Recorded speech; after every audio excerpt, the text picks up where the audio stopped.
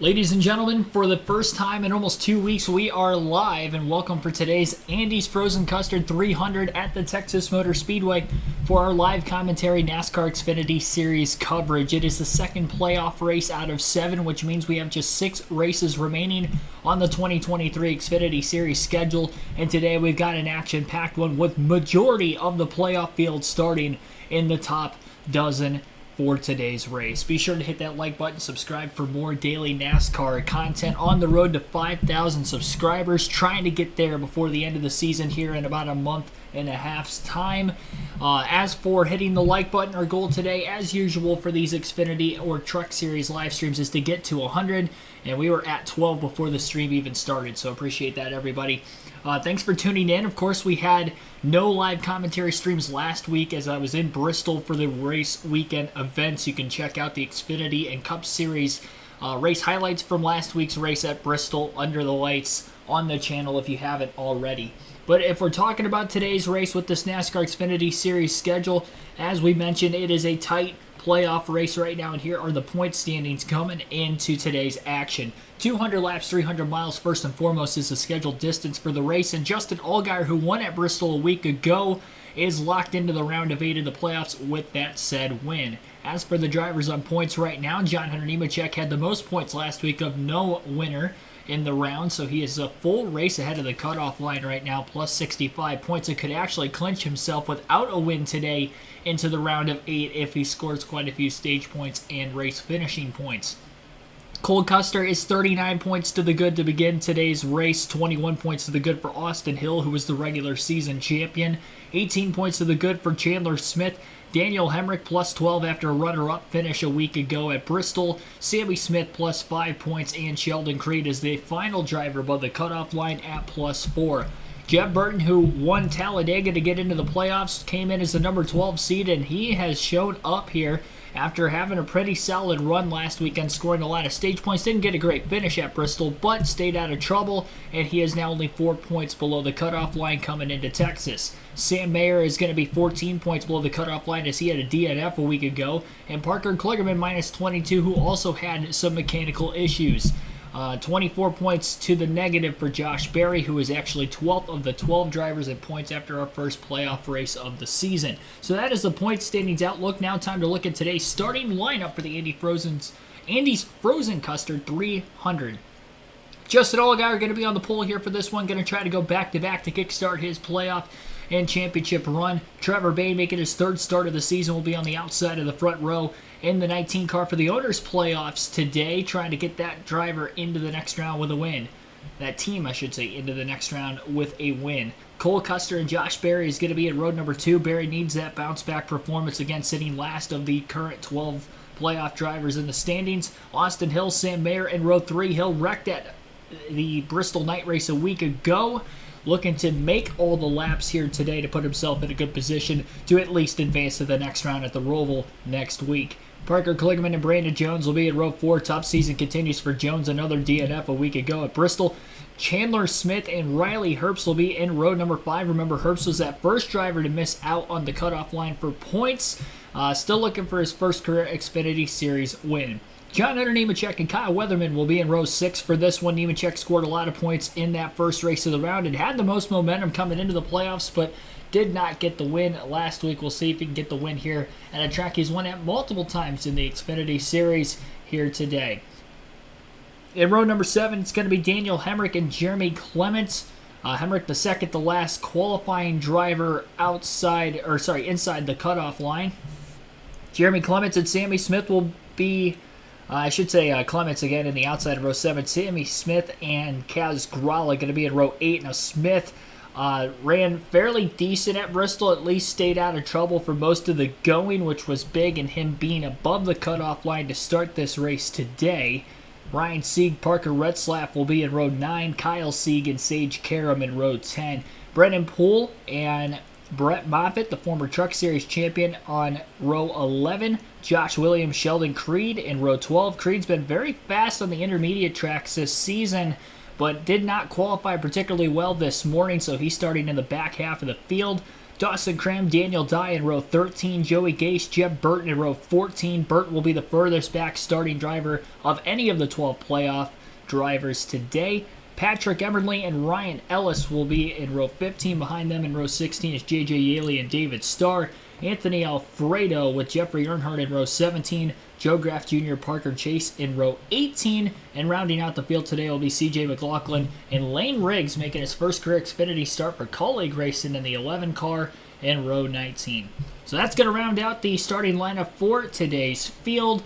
For more pre-race updates, and I believe the command to fire engines, we will tune it into the USA Network booth. You can watch today's race on the USA Network as well as tomorrow's race on the Cup Series side of things. And we will be here live to give you guys the coverage of the Cup Series race at Texas tomorrow at 3 p.m. Eastern Standard Time. So again, 3 p.m. tomorrow, we will be live for our Cup Series coverage at Texas. I believe that is the last race on the USA Network for the Cup side, and there is still one more race left for the NBC side for the Xfinity Series, which is actually next weekend at the Charlotte Roval. Thanks for everybody tuning in here today. Already over 60 people viewing the stream concurrently. As of this point, we have not yet gotten the race started. So definitely run that like counter up. I'll get a poll going in the chat for who you think will win today's race per usual. We will close this poll at the end of stage 2. We'll put in the pole sitter Justin Allgaier. I'm actually going to pick Allgaier to win today's race as well and go back to back. So he is going to be my pick. He was fastest in practice as well, qualified on the pole today. Was actually 1/10 of a second quicker than anybody in practice earlier this morning. And with this being probably the hardest mile-and-a-half racetrack to pass on, it's going to be primarily a one-group track once we get deeper into the long run. So looking good for Allgaier. He's got a lot of momentum going for him. Of course, he won at Daytona towards the end of the regular season. He, of course, won last week at Bristol and looking to get another win today, which would be 3 wins, I believe, in the last 5 races if he is able to do so, which would end up putting him tied for second for the most wins on the season. He does have the most stage wins this year, at least tied for that with John Hunter Nemechek. So let's see here. Who will win today's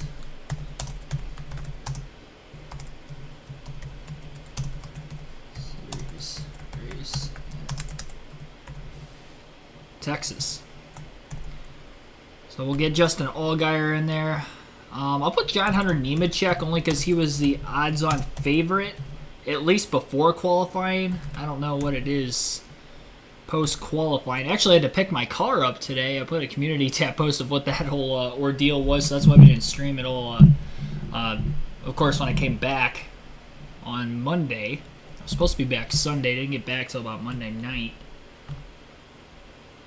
Let's see here. Trying to decide on who else to... We'll put Trevor Bayne in there.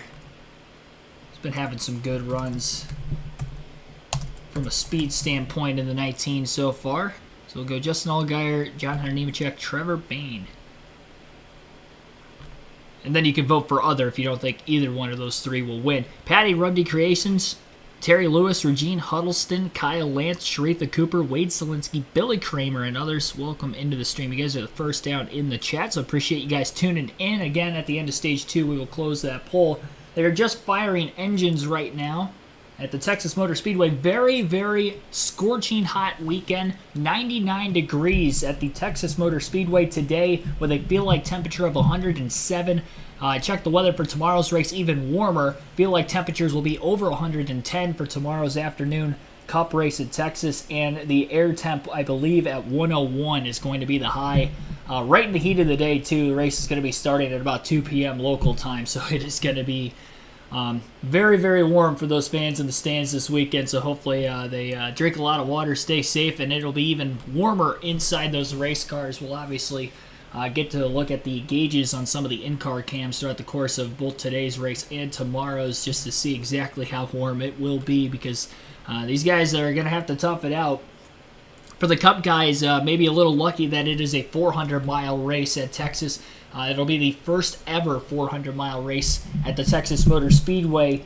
Usually see 500-mile races here, so it'll make it a little bit shorter. I guess they're going to be sitting in the cars about an extra, or I should say about a half hour to an hour less than what they usually would.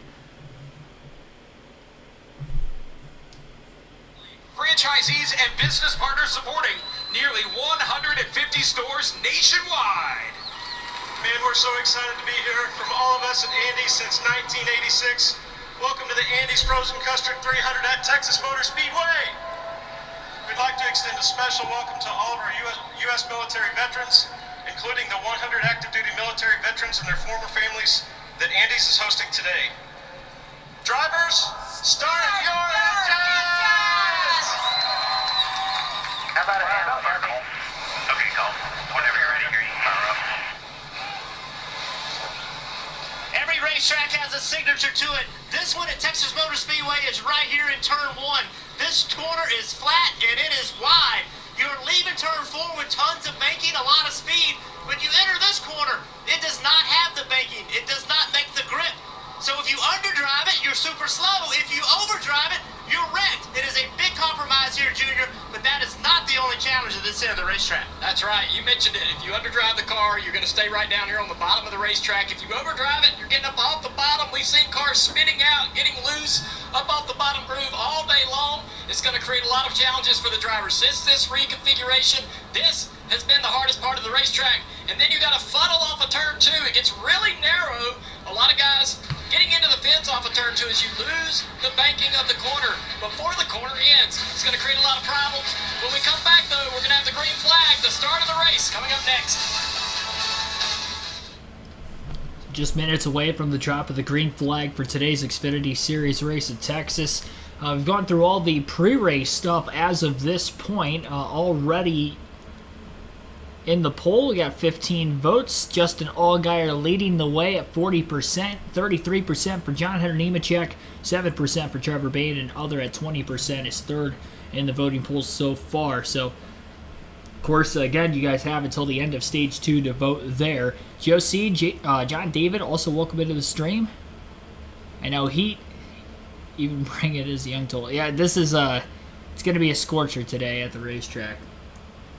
I would not be surprised if we see any dehydration issues for some of these drivers come post-race when they climb out of the car for the first time after strapping into the rocket ships for about 2.5 hours or so.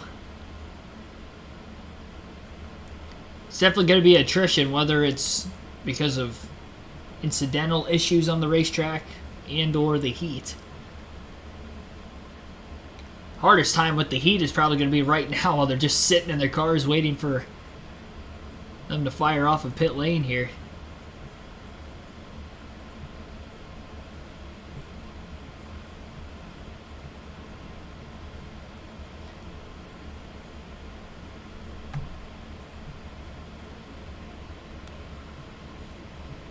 Spartan's game is over on NBC. Who do they play today? I have no clue. Penn State? No, that was last week. Or was that this week? I have no clue. Outside of Michigan football, or it's like a top echelon team that I so happen to hear, you know, who they're playing throughout the course of the week, I have no clue what the schedule looks like. My game's already over. They got the win today, pretty big, 31-7. Over Rutgers, first game with Harbaugh back and first conference game of the year, and they look pretty good, especially in the second half.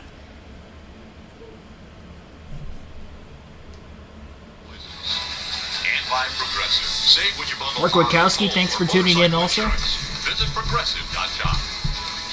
A gorgeous afternoon in the Lone Star State. Oh, spinning off turn 4. So it's Jeff Burton.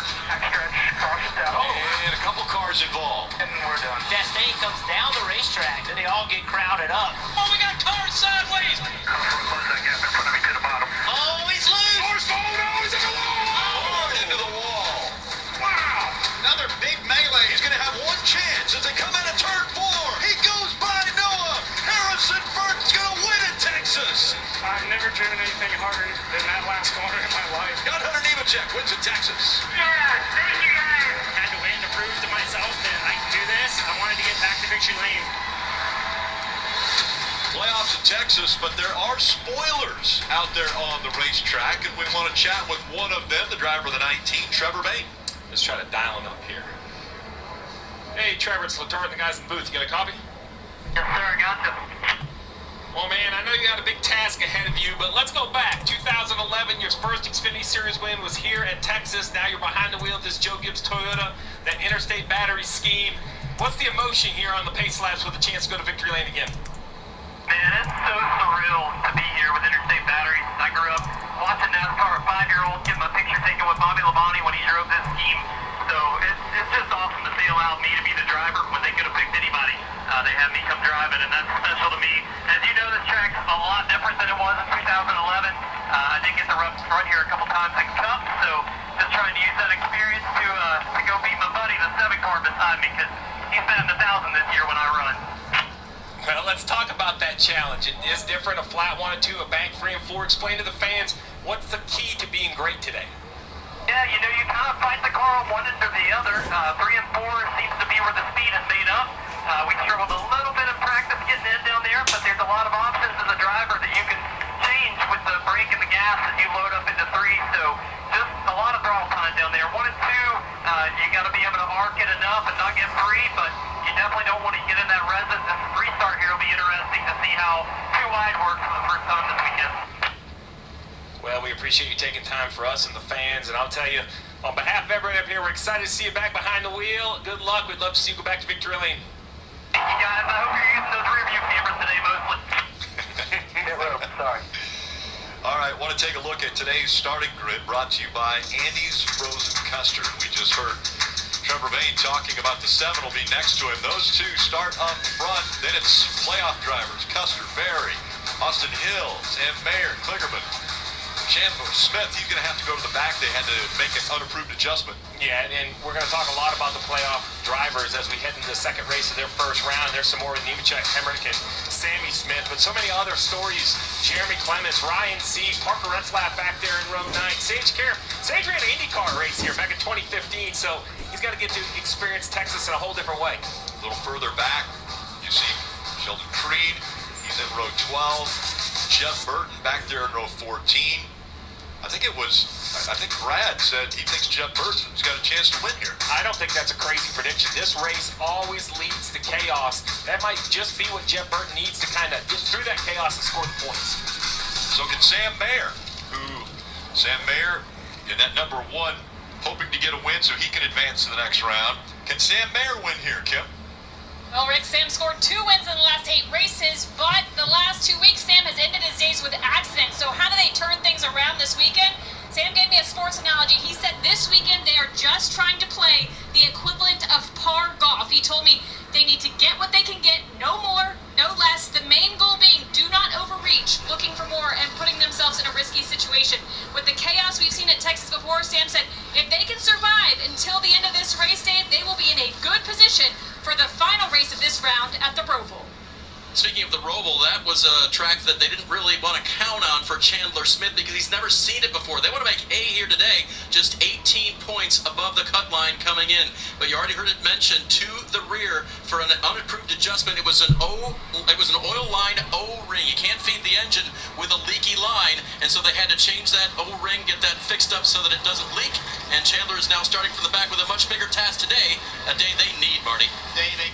That is a terrible thing to have happen to you in this situation and this point in the season for Chandler Smith. So as you heard, he'll be dropping to the rear of the field for the start of today's race. The fuel window for this one is going to be about 58 to 63 laps for these Xfinity Series cars. And as for the stage splits, we will have 45 laps in both Stage 1 and Stage 2. The final stage will be 110 laps. And that will be the only stage that they will have to make a pit stop at some point during the stage to make it on fuel to the end of the race. We don't see a lot of tire fall off at Texas since they have reconfigured the racetrack back in 2017 with the flattening of turns 1 and 2, of course the repaving of the track as well, and that has caused for a lack thereof passing opportunities, especially in that first corner, as high speed as it is and with the less degrees of banking. They have added some resin/PJ1 to the racetrack on that outside lane in both ends of the racetrack. They've done that for the last several years. It has maybe helped a little bit, but definitely going to be a tough one. It's going to be a huge strategy race to try to keep your cars out in front. That's why qualifying is so important for both series that already took place today. The pace car is about to roll onto pit road here, and we will get this thing fired off. Justin Allgaier will be on the outside of row number 1. To the inside of row 1, of course, Trevor Bayne. Green flag is in the air as Allgaier leads them down towards the start-finish line into turns 1 and 2. They are headed. Bayne trying to stay to the inside of the 7. Got a great push from Custard on the inside of row 2. Bayne going to back off quite a bit in the middle of 1 and 2, and Allgaier is clear for the race lead. Off the exit of the corner, car in the wall already off of turn 2. Sam Mayer, one of the playoff drivers, goes wide as he was up in the resin a little bit too far high. Pounds the outside wall. He's got a right front down, trying to get to pit road, and almost gets clobbered from behind by Chandler Smith, who had to jump to the 3rd lane and almost got in the wall himself in turns 3 and 4. Mayer is now on to pit road. He's going to lose multiple laps and severe damage, and that is major playoff trouble. Caution is finally out on the speedway. The 98 is in the wall now as well of Riley Herbst in turns 1 and 2 the next lap, and that'll put us under caution here today. A wild start at Texas. Lap 2, caution. Multiple cars have gotten into the wall in multiple different areas of the racetrack at multiple different times. And now Sam Mayer is headed that way, currently trying to buff out the right front fender on that race car. Just up in that light gray area. There has been a lot of run up there through both practices and qualifying. Yeah, you look, he's definitely a half a car higher than all the rest, and for that reason, he just chases the car and runs out of real estate. That wall really narrows up quickly. Heavy, heavy damage, and then you see that Herbst car just in front of him. He had contact a lap later. Caution out early in Texas, and it's playoff drivers involved. They were just talking about there on those pre-race updates right before the drop of the green flag that Sam Mayer had told his crew that we just need to play the equivalent of par golf today. That was certainly not par golf or subpar golf. It was subpar, I guess, technically, because it was, I don't know which way you look at that with the golf analogy. Subpar, is that like minus? Because minus is good. Anyway, either way, this was very, very bad, and Sam Mayer definitely in trouble here. If he's going to want to make it to the next round, he might be in a must-win situation at the Roval next week. So under caution already for the second time, on lap 2 for the first time today in stage 1. In a wild start to this one, Justin Allgaier going to lead the first few laps of the race here under caution. They did get the first lap on under green. Unfortunately, the caution didn't come out until Herbst got in the wall in 1 and 2. They probably should have thrown the caution for Sam Mayer getting up into the wall. Maybe not immediately, but he was stuck on the outside lane. There were multiple cars trying to miss him at the tail end of the pack, going 2 and 3 wide to get around him, including Chandler Smith, who almost ran into the back of the 1. It was definitely a hazard in the way as he was stuck up high with the damage, pulling his car to the right as he's trying to pull it down against traffic to get to the pits. So surprised they didn't throw the yellow sooner. By the time they did throw the yellow, it looked like it was because the 98 of Riley Herbst had gotten into the wall in 1 and 2. And it looked like he actually got in the wall more in the center of the corner. Mayer hit the wall off the exit of the corner, right as you heard from what Steve Letarte and Jeff Burton in the broadcast booth were saying, as the track tends to narrow up right there off of turn 2. Very quickly. Very tight exit to the corner, despite a very wide entrance in with the D shape of the front stretch. And then turn 3, it's more of a wider angle out, but a sharper angle in on that end of the racetrack. On 1771, thanks for tuning in also. Hopefully not many cautions today. Well, we're already off to a 1 here in the early going. Susan Greenland, also welcome to the stream. Up to 100 people watch right now. Corey Freet, welcome in as well. Gary Williams, also, thank you for tuning in. 37 likes. Again, hit that like button. Vote in the poll if you haven't yet for who you think will win today's race. And subscribe for more daily NASCAR content, as we're just about 300 away from 5,000. So we'll try to get there for the end of the season. Maybe we get there within the next week or two. Who knows? For the 1 of Sam Mayer, we talked about the outside lane just having less grip than expected. And the 1 just kind of gets high, and it looks like he's going straight because he's not turning the wheel. I'm not sure he can. It's either too tight, too loose, or just overall no grip. The car goes straight up into the wall. Then the other end, this is off turn 4. No, I okay. thought this happened in 1 and 2, but nope, off turn 4. just same thing. Very, very high up the racetrack, heavy contact, and the result for both cars is the end of the day. They're both on the DVP. I think the one is trying to repair his, but the 98 has given up, gone behind the wall, repairs unable to be made. The one still sits on pit road, but we're going to see if they can do any sort of repair to this car. Marty, what are you hearing on the 98? Yeah, Riley Herbst, as you saw, has taken it to the garage area. There he is in the Xfinity Series garage area. He said that he went down in turns 3 and 4, and he felt like the right front went down and just completely shot up the racetrack when the car landed. So we have seen this Texas track be trouble for the playoff drivers. 11 of the 12 playoff drivers last year had an issue already. One today, and the driver's in front of you, Kim. And for Sam Mayer, in practice, he told me he was so surprised how tight they were. That condition into the race followed him, so a tight race car that ultimately led to that incident. The team thinks the upper control arm is bent as you see him going back to the garage. If there is one bright note, Sam was one of the few playoff drivers that was actually looking forward to the Charlotte Roval. Remember those 2 race wins he got earlier this season? They came on road courses, so the Roval looking like a must-win situation for Sam Mayer. Dave? Pole sitter Justin Allgaier got a great jump down into turn 1, looked completely under control, but radioed his team this. Buddy, is it slick compared to earlier? Holy cow.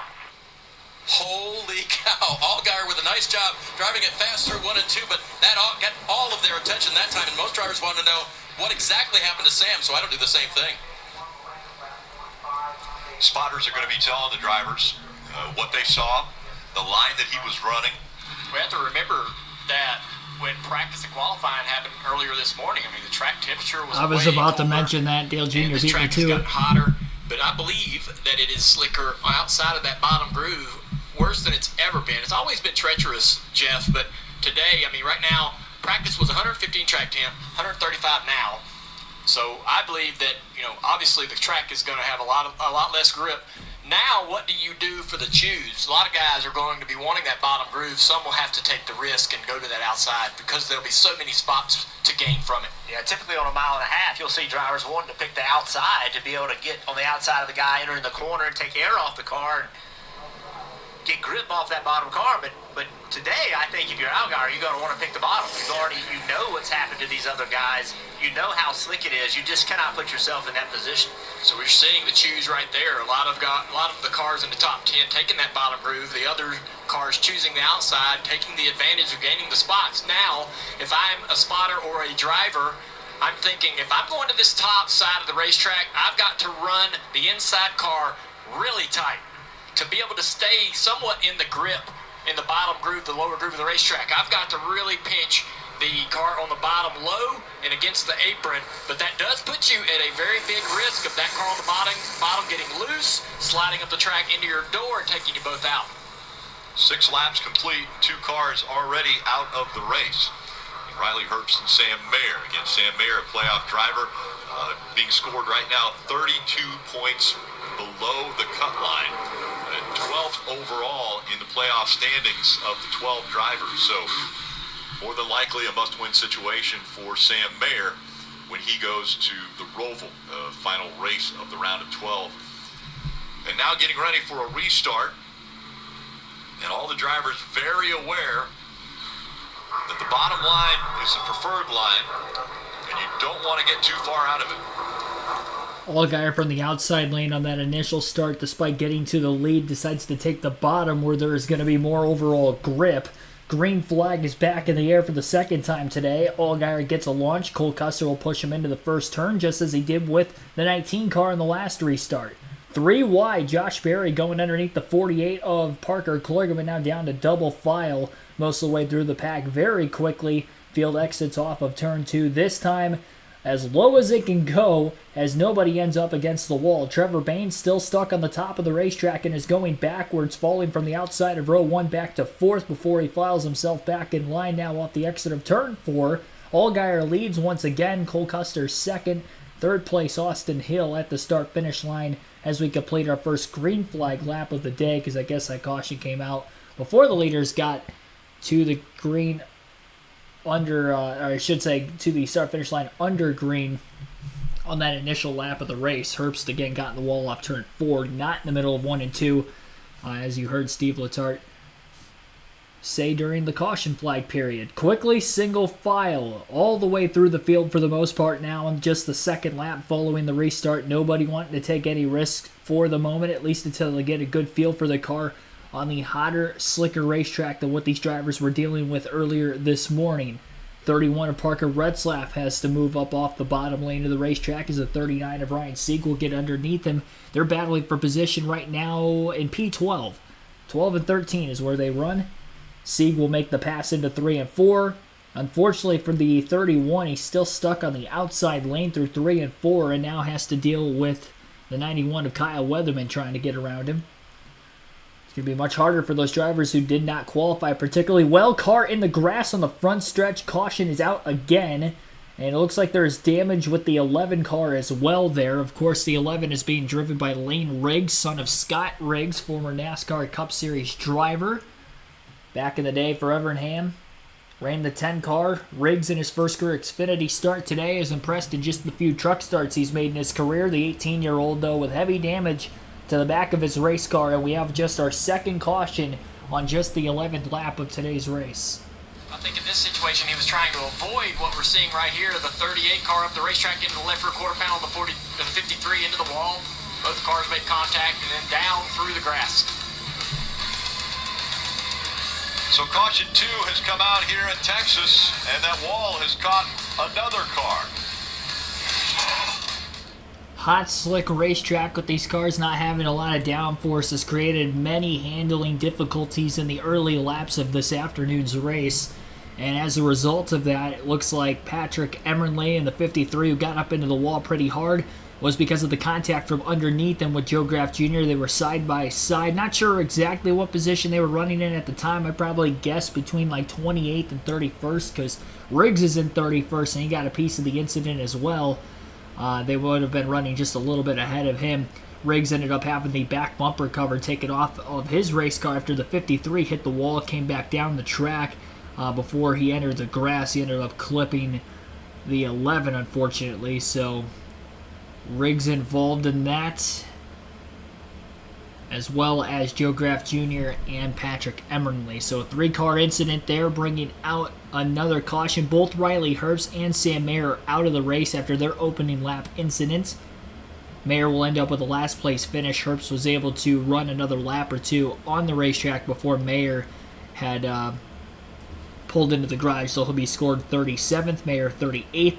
I would not be surprised if both Joe Graff Jr. and Patrick Emerley are out as well, especially Emerley, who had quite a bit of damage around his race car, both to the front of his car after getting the back of the 11, and then also obviously with the outside wall pounding he took with the right side of the race car.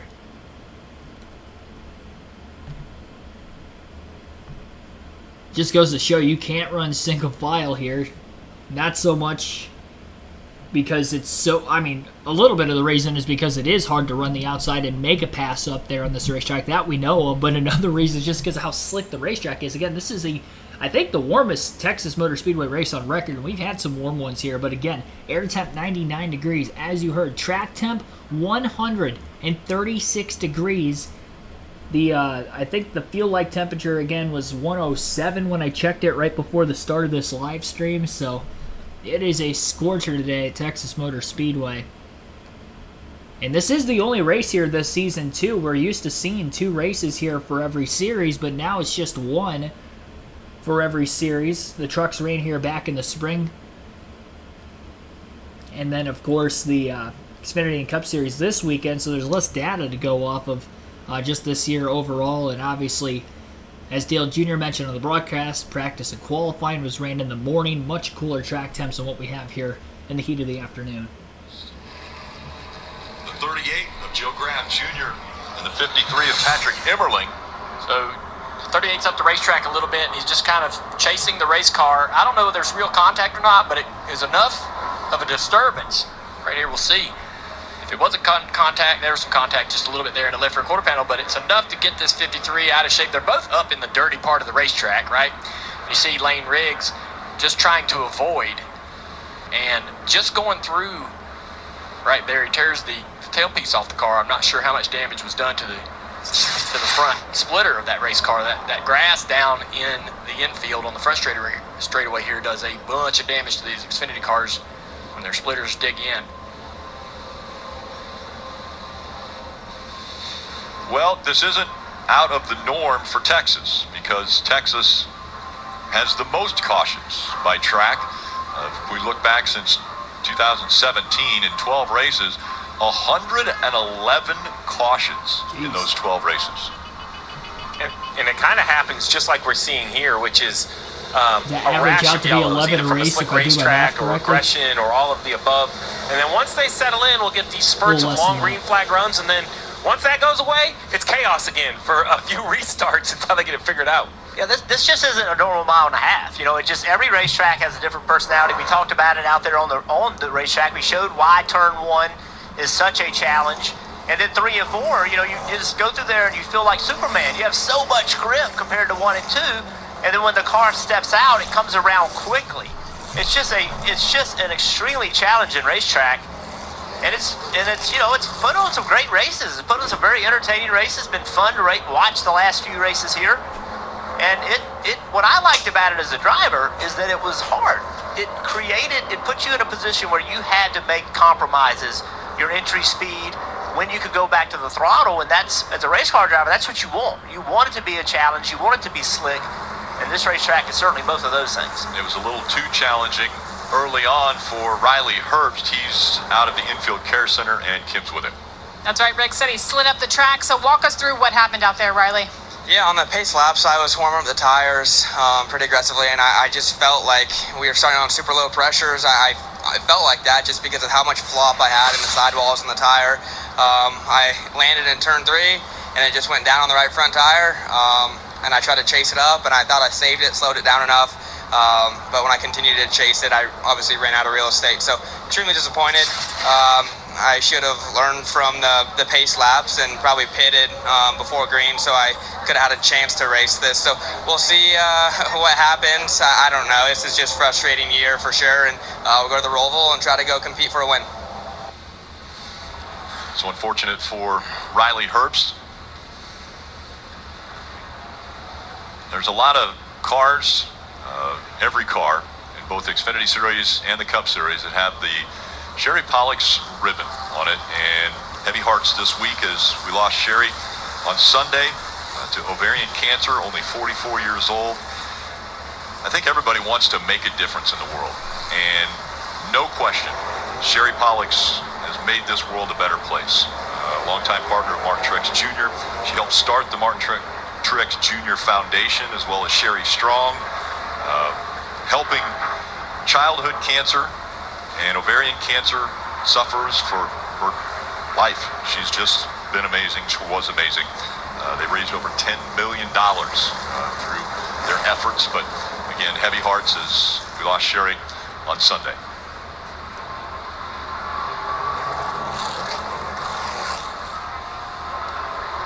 Two by two once again as we're getting ready for the restart. Austin Hill now will be on the outside of row 1. Allgaier on the inside. You see the Toyota on board. John Hunter Nemechek. Nemechek in the top 5. Yeah, you notice the cars that chose the outside to restart before did not choose the outside on this restart, and they are now on the inside, and some other players are now going to try that outside line and probably regret it. So we'll see how Austin Hill feels about it. And John Hunter Nemechek, those two in row 1 and row 2 on the outside. Lap 17 restart, green flag back in the air. Justin Allgaier leads them back to the green once again. Couple cars clipping the grass, it looked like, going through that second leg of the dog leg on the front stretch. As they work their way off turn 2, Austin Hill with a great charge, going to hang on with the race leader Justin Allgaier. They'll still be side by side. A lot of guys fighting to quickly get to the bottom, and Hill's going to give that position up. He's going to play it smart. He's going to get to the bottom of the racetrack. Same goes for John Hunter Nemechek from 4th falling to 5th.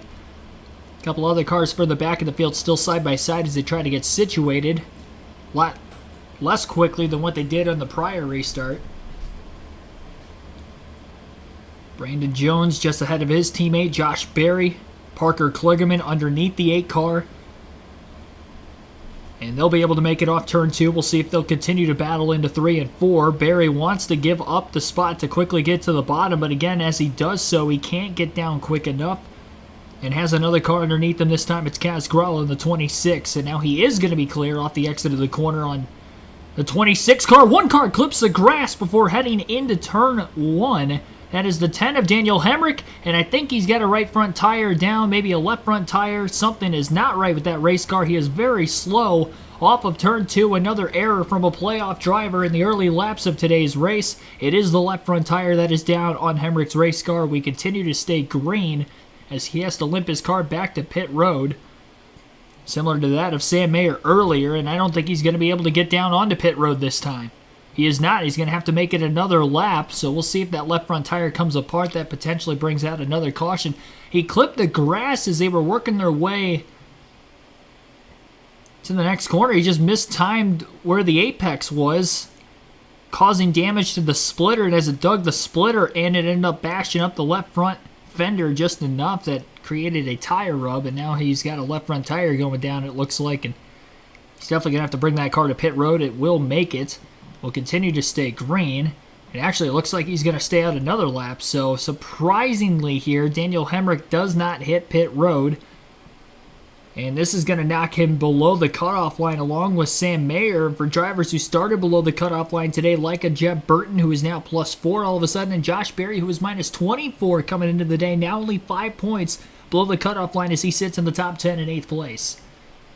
Allgaier has been the only one to lead any laps in this one here today, as he has a half a second lead over Austin Hill in second. Cole Custer is 1.4 seconds back in third. Here's Sam Mayer with Kim Kuhn outside the infield care center. Got in too hot. The track doesn't have any grip out there because they ruined it with the PJ, but really unfortunate. Don't know what to say. I apologize to my guys because nothing I can do can make up for it except for winning in a couple weeks, but obviously that's a tall task for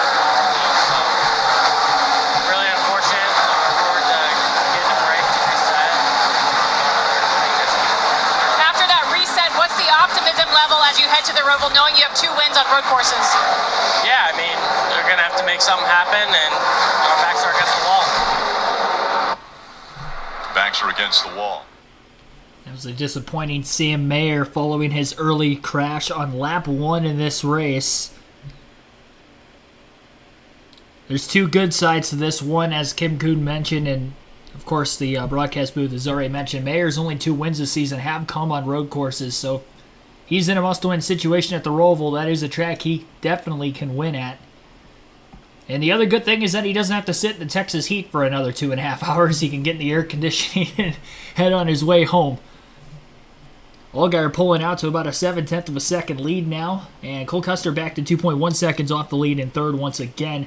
Pretty close battle for third place between Custer and Bain. It'll be interesting if Bain will try to make a pass on him at all here. If he can just get underneath the car going into the corner, I wouldn't doubt that the car on the outside will just give up the position this early in the race, considering that we have seen, near incidences or an incident or 2 with drivers being in the outside already, and we're only 25 laps in.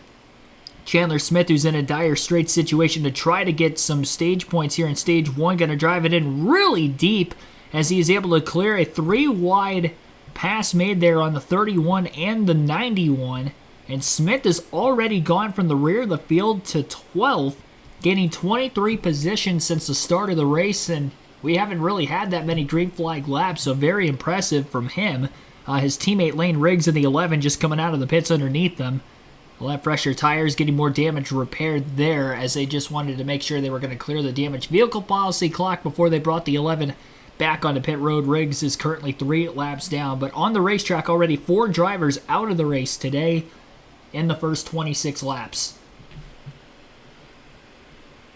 So the top 5 right now, Justin Allgaier leads, Austin Hill is second, Cole Custer third, Trevor Bain fourth, and John Hunter Nemechek rounds out the top 5. Nemechek, who qualified in 11th, is up 6 spots now to move to 5th place. He is the defending winner of this race, and we'll see if he can get another win here, lock himself into the playoffs.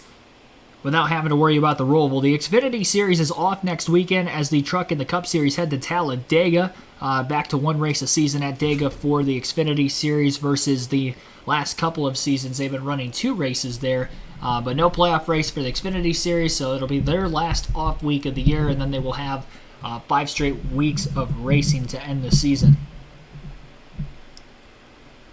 Lap time that last time by for Justin Allgaier. He must have had a hiccup, or, well, no, I guess he didn't. He was still about a tenth quicker than Austin Hill. It's a little bit closer on speed between the 7 and the 21 than what we had seen earlier this morning with practice and, of course, qualifying as well. Daniel Hemrick also back out into the racetrack, exiting pit road. Currently, Hemrick is sitting 1 lap down now in the 33. And actually, I don't even think he has pit yet. I think he just stayed on the track. He'll go a lap down. Maybe there's a chance he gets the free pass, and then they can repair the car there. So that way he won't have to be on the damaged vehicle policy clock, if I had to guess, as we have a little less than 20 laps left in this first stage. First side-by-side commercial break during the green flag action for today's race. So we'll go through the entire top 10 here. Justin Allgaier again in the race lead. Austin Hill is second. Cole Custer in third. Trevor Bayne fourth. John Hunter Nemechek is fifth. Brandon Jones in sixth. Parker Kligerman seventh. Josh Berry eighth. Sammy Smith in ninth. And Ryan Sieg again rounds out your top 10 at Texas here in the early going. Linda Leverett, thanks for tuning into the stream also. Happened in the first yellow. Riley Herbst got in the wall off turn 4. And Sam Mayer hit the wall pretty hard right before that, knocking him out of the race. Walker Farms, thanks for tuning in. Live right by the track. It is hot. Track's got to be scorching. Oh, it definitely is. And we're seeing the effects of that here in the early going. Zachary Wall, thanks for tuning in. Trucker in Utah. Yeah, well, thanks for tuning in while you're on the clock, man. Appreciate that. Up to 49 likes already. Also appreciate you guys that have hit that like button. Our goal is 100, and we're not even anywhere close to halfway, really, with the early cautions. We have another scheduled one again with the stage end at lap 45. 19 car of Trevor Bayne still all over the 00 of Custer. Hasn't been able to make a pass on him yet. And Austin Hill closing the gap slightly on Justin Allgaier for the race lead, as he was almost 2 tenths quicker than the race leader that last lap. And the gap is cut down to about 7/10 of a second of an interval difference between positions 1 and 2 with Allgaier and Hill. 13 laps to go now in stage 1. Hemrick would be the free pass car at the end of the stage if nobody else goes a lap down, but it looks very unlikely that that would stay the case, assuming we stay green to the end of the stage, because Sage Karam is only a few seconds ahead of where the race leaders are right now, as well as a few cars in front of him. And Karam, of course, is the last car in the lead lap and 32nd as we stand. Once again, tomorrow's Cup Series coverage will begin at 3 p.m. Eastern Standard Time, as we go live for our pre-race of the NASCAR Cup Series playoff race at Texas. We'll go through round of 12 predictions, who I think will make it through this round into the next, who I think will be eliminated. Of course, fantasy updates as well for who I think will run well, not run well throughout the race tomorrow itself, as well as the rest of the round. So tune in at 3, about a half hour to 45 minutes for the drop of the green flag of the race tomorrow for those pre-race updates. So Allgaier must have just had a 1-lap hiccup because Hill was a little bit quicker than him. The next lap was actually quicker than that of the last few laps for Justin Allgaier. Fastest laps of the race right now, only about 3 to 4 tenths of a second faster for most of the field. So even though we're almost through stage 1, again, we have not seen much fall off with these tires to this point, as we expected coming in. Sage Karam has gone a lap down. Austin Hill making a treacherous pass around the 66 of Karam as he has to go to the outside through 1 and 2. That's going to cost him quite a bit of lap time. That time by. You would love to catch Allgaier to get the stage win, but early in this race, I think you just got to be very, very conservative. Hang on for second, get the 9 stage points. You're already 18 points above the cutoff line. You've had 2 playoff drivers that were behind you in points with major trouble already. And you can really start to build yourself a cushion here if you're Austin Hill. Just running smoothly, running smart. He's had a couple wins on 1.5-mile tracks this season, including Vegas early in the year, and of course on the makeshift super speedway / 1.5-mile at Atlanta.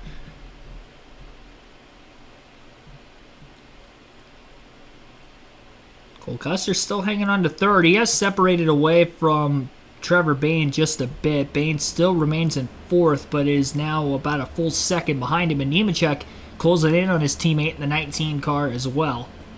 Manufacturers right now where they run currently have 2 Chevys, a Ford, and 2 Toyotas in the top 5, followed by 3 more Chevys, a Toyota, and a Ford to round out the top 10. 8 to go now in the stage. Bayne to get around a lap car to the inside through 1 and 2. Playoff drivers who are not in position to get stage points here in stage 1 would include Jeb Burton in 15th place, Chandler Smith in 11th if he can't get by Sieg soon, which he had started at the rear of the field, so to think it wasn't even possible for Chandler Smith, especially on a track like this where it's very difficult to make passes. He's done a great job to get himself in position to potentially get some stage points here. But as of right now, he's in 11th. Sheldon Creed's still back in 24th, right where he qualified, as they have absolutely struggled with that race car, which is very surprising when you consider the fact that his only teammate in the field is running in position number 2. 6 to go now for Allgaier and the Reese's Chevrolet. Running that middle upper groove in the middle of turns 1 and 2. I think just trying to get some clean air in the nose of his car with the lap cars running the bottom in front of him. Lap cars not moving up off the bottom. They're going to make the fast cars try to pass around that treacherous outside lane, which is definitely going to cause for some of these drivers to have a default in their lap time when trying to make those said passes. And could allow for some of the intervals to potentially close even closer or separate themselves a little further away from the field depending on how quickly particularly some drivers are able to make their way around the back of the pack. Hemrick definitely not going to be in the free pass position anymore. He could be in danger of actually going 2 laps down before the end of the stage with the pace he is running compared to the pace of the leaders. He's over 2 seconds slower than what Justin Allgaier ran that last lap. Creed just trying to stay on the lead lap to the end of the stage as we only have 26 cars on the lead lap now, and he's about to be passed by the 43 of Ellis for 24th. Ellis looking underneath, can't quite get there through 1 and 2. Only 3.5 laps to go in the stage for Creed, looking to hang on. And the leaders are quite a ways behind where Ellis and Creed are at on the racetrack right now, so I think Creed should be okay to at least stay on the lead lap to the end of the stage, even if Ellis were to get around him. So he's got to make sure he doesn't battle Ellis too hard here. Same thing I just mentioned for Austin Hill. Just played safe here. You're not in position to get stage points anyway. Big goal now. Just stay on the lead lap and go from there.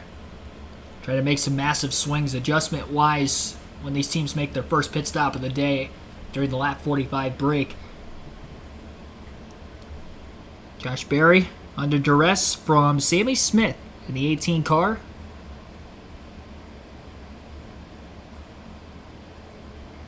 Trying to close up on the 8 of Berry. The rookie Smith had a good start to the season, getting a win in just the 4th race of the year at Phoenix, but has not gone to victory lane since, and has had a lack of consistency throughout the summer months into now the early fall to begin the playoffs. Looking for some bounce-back performances now that it matters the most at this juncture of the season. We'll see, seeing if he can make his way through there. Final lap here for Justin Allgaier. Sheldon Creed is not that far in front of the 7. Allgaier trying to put the 43 of Ryan Ellis a lap down right now. Ellis getting a good run in the middle of 1 and 2 on Creed, who was very slow making his way through 1 and 2. That is not what Creed needed to do. He maybe was not pushing hard enough, trying to get through that corner. Loses a spot to Ellis. Allgaier to the outside through 3 and 4. Going to get by Creed and Ellis in the middle of the corner. Creed has to get by the 43 to get to the free pass. He's going to get to the inside of him at the line. I think he got him. I think Sheldon Creed will get the free pass at the end of the stage, but he took it to the very last second to get back by Ryan Ellis, who had passed him on the first end of the track. The second end, Creed got him back as he went a lap down. So I believe Sheldon Creed will be the free pass car and get back on the lead lap to begin Stage 2. As for the rest of the stage, though, Justin Allgaier picks up his 10th stage win of the season, giving him the most of any driver this year. He leads the entirety of the first 45 laps of the race in Stage 1, as he is your Stage 1 winner. That's a playoff point that will also carry over for Allgaier into the next round, as we know he's already advanced with that win at Bristol. Austin Hill finishes second in the stage, Cole Custer third, Trevor Bayne fourth, John Hunter Nemechek 5th, Brandon Jones 6th, Parker Kligerman 7th, Josh Berry 8th, Sammy Smith 9th, and Chandler Smith rounds out the top 10. Should be no issues with tires today as far as how many sets these teams get. They get 6 sets, which is a couple more than what they usually would get with these mile-and-a-half racetracks on the Xfinity Series circuit. Usually they only have 4, so having the 2 extra sets, I don't think you're going to see much strategy calls as far as maybe drivers staying out or pitting. And with the lack of fall-off, I don't expect them to make extra pit stops either, for that matter. So shouldn't have to worry too much from a strategy standpoint, especially in these first 2 stages. Lovey Barkley, thanks for tuning in. Delbert Wilson, Chris Davis, Frank Powers, John Rogers, also welcome to the stream.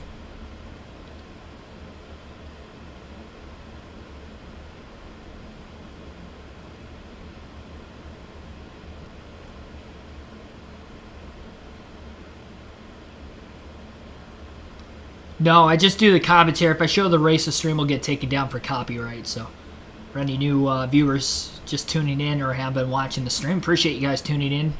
But just commentary here on the channel. Don't want the streams to get taken down. I'll enlarge the screen a little bit for you guys on the leaderboard. I didn't realize it was that small.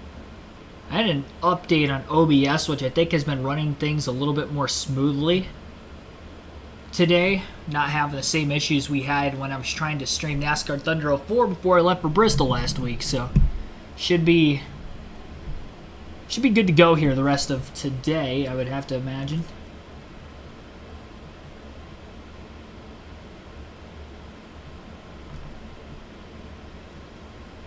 And Creed is scored as a free pass car in 24th, so he'll get back on the lead lap. And with nobody pitting yet today, I don't expect there to be any waiver rounds here for drivers at the back of the field. If they did choose to do so, they could go about another 15 to 20 laps on fuel after the race start with all the cautions we had already, but I don't expect that to happen. It'd be pretty risky to have to pit under green. Lane Riggs scored, it looked like 4 laps down at the end of the stage. Hemrick was only 1 down.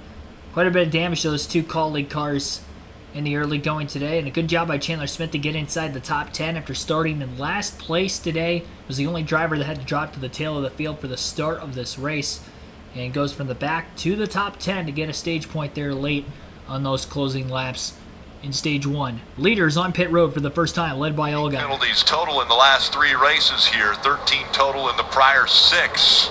And they're on pit road. Marty? Rick, remember, it's 130 degrees inside these cars. They asked Austin Hill, do you want a fresh bottle of water? His answer, absolutely. He said the car fired off decent, but then quickly went 2 free on the entry of 1, and also 2 free all the way through 3 and 4, Dave. Justin Allgaier says the car is just a little bit tight where he picks the throttle up, but not too bad. Over the long run, though, way freer, 4 Goodyear tires. As for Cole Custer, he says, I'm going to get an air pressure adjustment and a chassis adjustment to help a little bit free and a little bit tight on the 0-0. Justin Allgaier going to win the race off pit road. Close battle for second, but Austin Hill gets the edge. Oh, no, actually, Cole Custer did.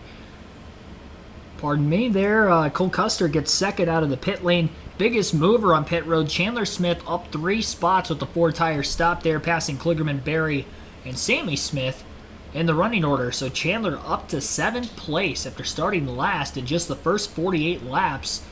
Of course, he had a very quick car early in the year at Las Vegas. Ended up not winning that race. The fall off with the tire at that racetrack didn't conserve his tires well enough early in the run. Hill was able to back the corners up enough, catch both him and Justin Allgaier in those late laps, and Hill got his 2nd win of the season at the time of just the 3rd race. Chandler Smith was able to get a win a little bit later in the season at Richmond on a short track to get himself into the playoffs.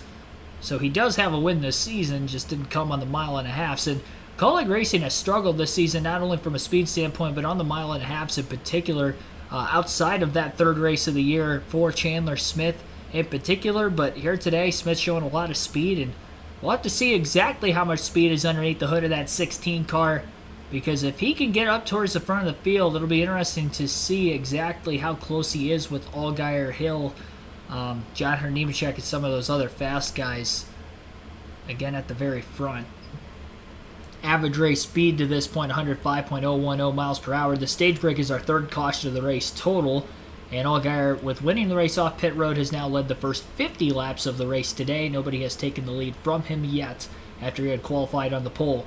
Our cautions at lap 1 and lap 10. At lap 10, of course, the 3-car incident towards the back of the field with the 53, the 11, and the 38. And then, of course, in turns 1 and 2, turn 2, Sam Mayer gets into the wall on the opening lap, and then in turns 3 and 4, Riley Herbst gets into the wall as well, bringing out caution there. So that is the race update through the first stage of the Andy's Frozen Custard 300, the NASCAR Xfinity Series. We'll take our first ad break of the race today. You're listening live on this YouTube channel, KRC, as I like to call it, Keegan's Racing Channel. We'll get back with the Stage 2 action on the other side.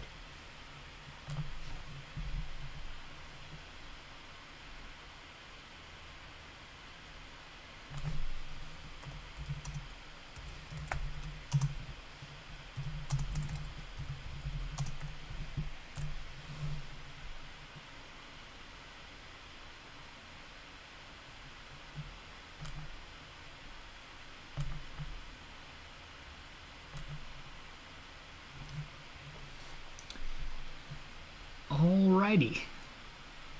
Waiting to get back to racing here. Once again, 24 cars on the lead lap to begin Stage 2 at the Texas Motor Speedway. All playoff drivers finished inside the top 10 through Stage 1, excluding just one, Brandon Jones, who will actually restart 6th to begin Stage 2 here, was the only non-playoff driver to get up in the top 10. And the only playoff drivers, I should say, did not get stage points through the first stage were that of Jeb Burton, who was 14th, Sheldon Creed in 24th, who got the free pass after going a lap down on that last lap of the stage. And then, of course, the 2 cars with trouble early, Sam Mayer, who's out of the race, will finish last in 38th. And then, of course, Daniel Hemrick, who was a lap down at 32nd after he had clipped the grass on the front stretch early into that last green flag run. Major adjustments being made under the hood of that 2 of Sheldon Creed, as they're going to try to do whatever they can to get that car a little bit more speed and better handling for their driver to make speed of it.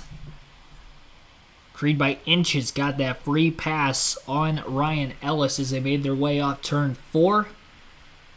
And the good news is with him getting the free passes, he's going to be lined up at the back of the field anyway, or the back of the lead lap car, so you might as well take all the time you want, pit multiple times under the caution. Just got to make sure you're caught back up with the field again by the time they make the green. I won't have to worry about going a lap down on an intermediate track like this. Joanne C., thanks for tuning into the stream also. Up to 62 likes. Again, goal get to 100 here before the end of this one. As far as the poll, you guys again have until the end of Stage 2 to vote for who you think will win today's race. We have 79 votes casted so far, and your current race leader is the highest vote getter, 48%. Justin Allgaier leading the way. Other at 23%. 18% for John Hunter Nemechek, who was 5th at the end of Stage 1, and Trevor Bayne, who was 4th at the end of the first stage. 11% of the votes for him. So again, 79 votes casted. And once again, end of Stage 2 is when we'll close that poll, which would be lap 90. We're on lap 51, coming to 52 as we're about to get the green flag. The pace car is about to head to pit road, which means we'll get back to racing once again. Justin Allgaier on the outside of row 1 for the restart. He has not elected the outside lane for a restart, despite being the control car every time since the initial start of the race today. So drivers may be feeling just a slight bit more comfortable with that outside lane and getting going. He was also in danger of losing the lead on the inside of row 1 the last restart. He feels if he could just make it through 1 and 2, he'll be okay. We'll see if that'll be the case. He's got Cole Custard underneath him this time after Custard jumped a spot on pit road. Green flag is in the air. Field rumbling into turns 1 and 2. Custard had a great push from Austin Hill. Can't quite clear the 7 of Allgaier in the middle of the corner, but he will off the exit as they are going to funnel nearly 3 wide off of turn 2 there.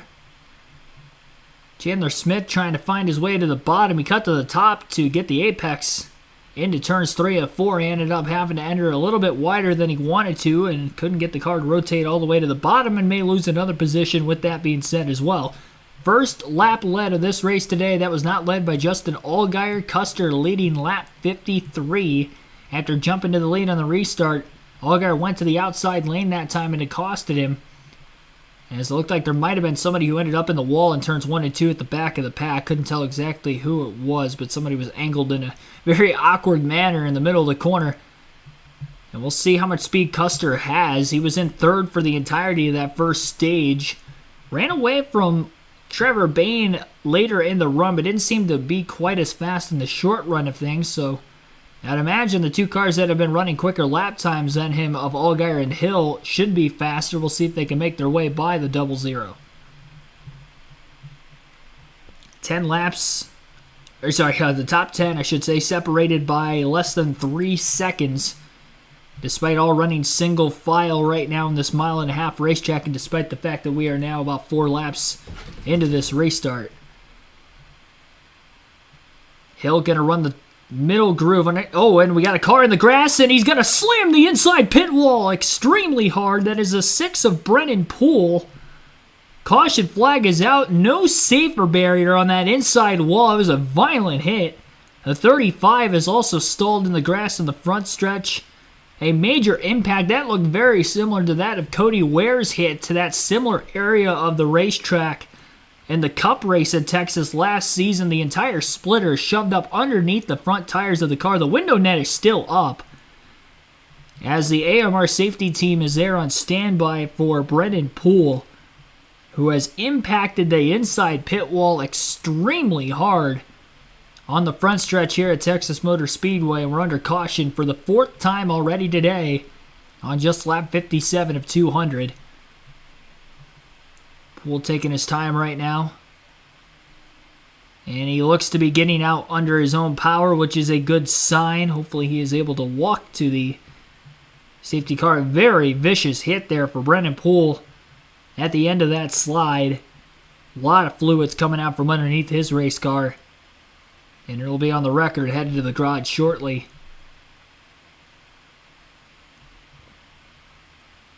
He was on the inside lane of the 45 of Jeffrey Earnhardt, and then it looked like he may have lifted off the exit of the corner to keep it off Earnhardt, and a result of that, the 39 caught him. It did look like Poole... It was tough to tell exactly what lane Poole was going to go into. Wow, man, that is a vicious impact. Lifted the front tires up off the ground. Usually the rear tires come off the ground in an impact like that, but the front tires came up off the ground instead there. He did get turned by the 39 of Sieg, but it looked as if I had to call this down the middle, which I am. Ryan Sieg had a very quick closing rate. We have only seen this in slow-mo. We haven't really seen the real speed yet, so it's hard to dictate, where Poole might have been going. He did get up out of the gas off turn 4. Sieg never made contact with him until they got to that first kink of the front stretch. Luckily, it looks like all the crew members are okay down there as well. Luckily, there was no equipment on the wall at the time of the impact. It was most of the way down the front stretch where Poole had hit. It was one of the first couple of pit boxes. Oddly enough, it was the 44 of Jeffrey Earnhardt's pit box. Oh, my bad. Earnhardt's in the 45. Daniel Dye in the 44. Same team, Alpha Prime Racing. Getting the speedy dry down on that puddle of fluid that was at the end of pit lane, where the 6 car had stalled after making the vicious impact to the inside retaining wall.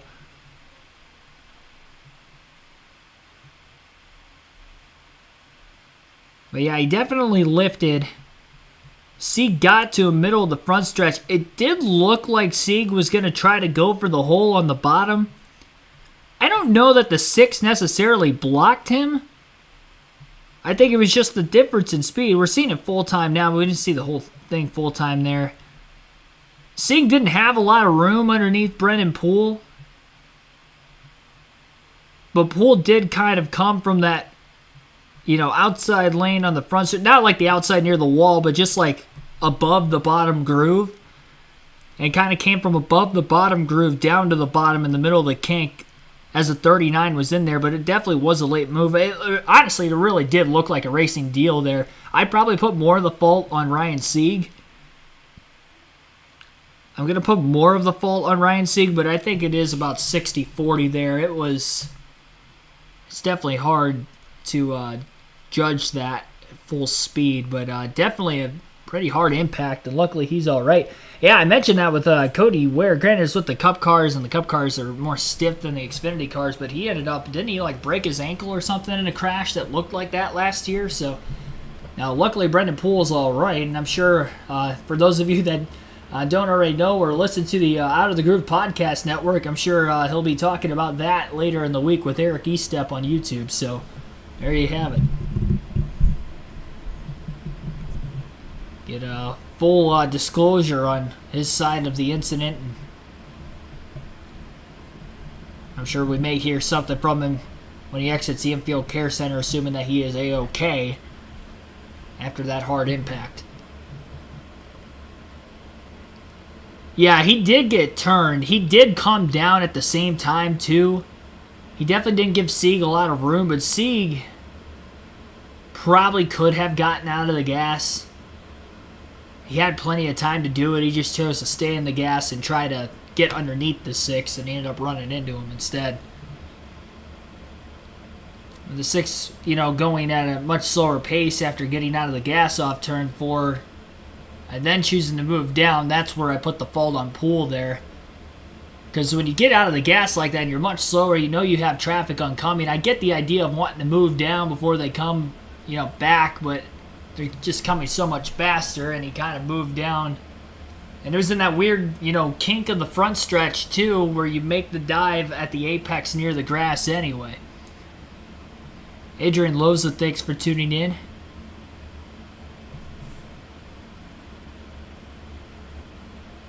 Ethan Chua, welcome to the stream as well. Sucks Matty D's out of the truck. Yeah, crazy that it comes before the track he won at with that team last year. So, especially on a super speedway, as we know De Benedetto to be pretty good on that style of racing, not just in the truck series, but also on the Cup side, has led a lot of laps. I think he led the most laps in the 2019 Daytona 500, if I remember correctly, with Levine Family Racing at the time.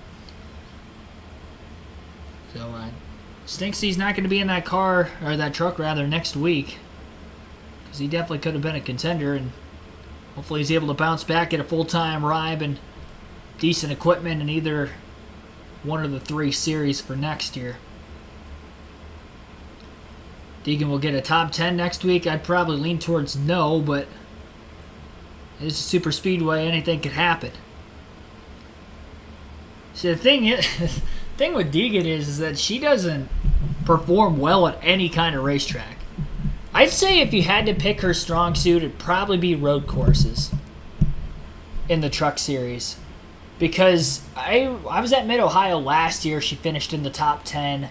That was one of her, 4 or 5 top 10s. And she actually ran 8th to 12th most of the race. That was probably her best race in the truck series. And she stayed out of trouble. But the super speedways, she stays out of trouble. She gets decent finishes, but she's never up, contending. You think of the good super speedway drivers in each series. They're the guys that are up there from practically start to finish, or if they do fall back because of pit cycling or just, the way of the draft and how it works at Daytona, Talladega, and now Atlanta.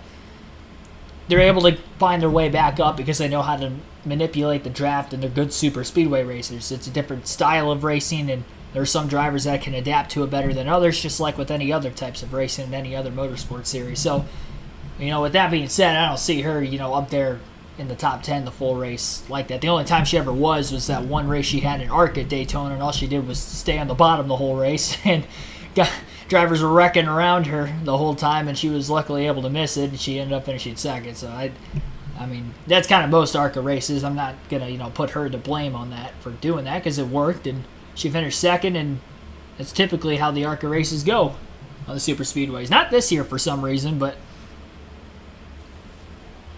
I don't know if they changed the package or whatever, or the drivers decided to finally race each other relatively cleanly, but yeah, that Daytona race this year for ARCA was actually really good.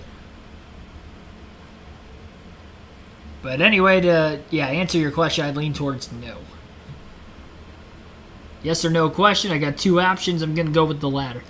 93 votes have been casted so far. 45% of you say Justin Allgaier will win this race today. It was at 48%. A few of you might have backed out of there. He lost the lead to Cole Custard, who is not on that list. So if you think Custard's going to win, you'll want to vote for other not just him, but other in general, up to 25% of the votes. Again, you have until the end of Stage 2, which is lap 90, to make your vote.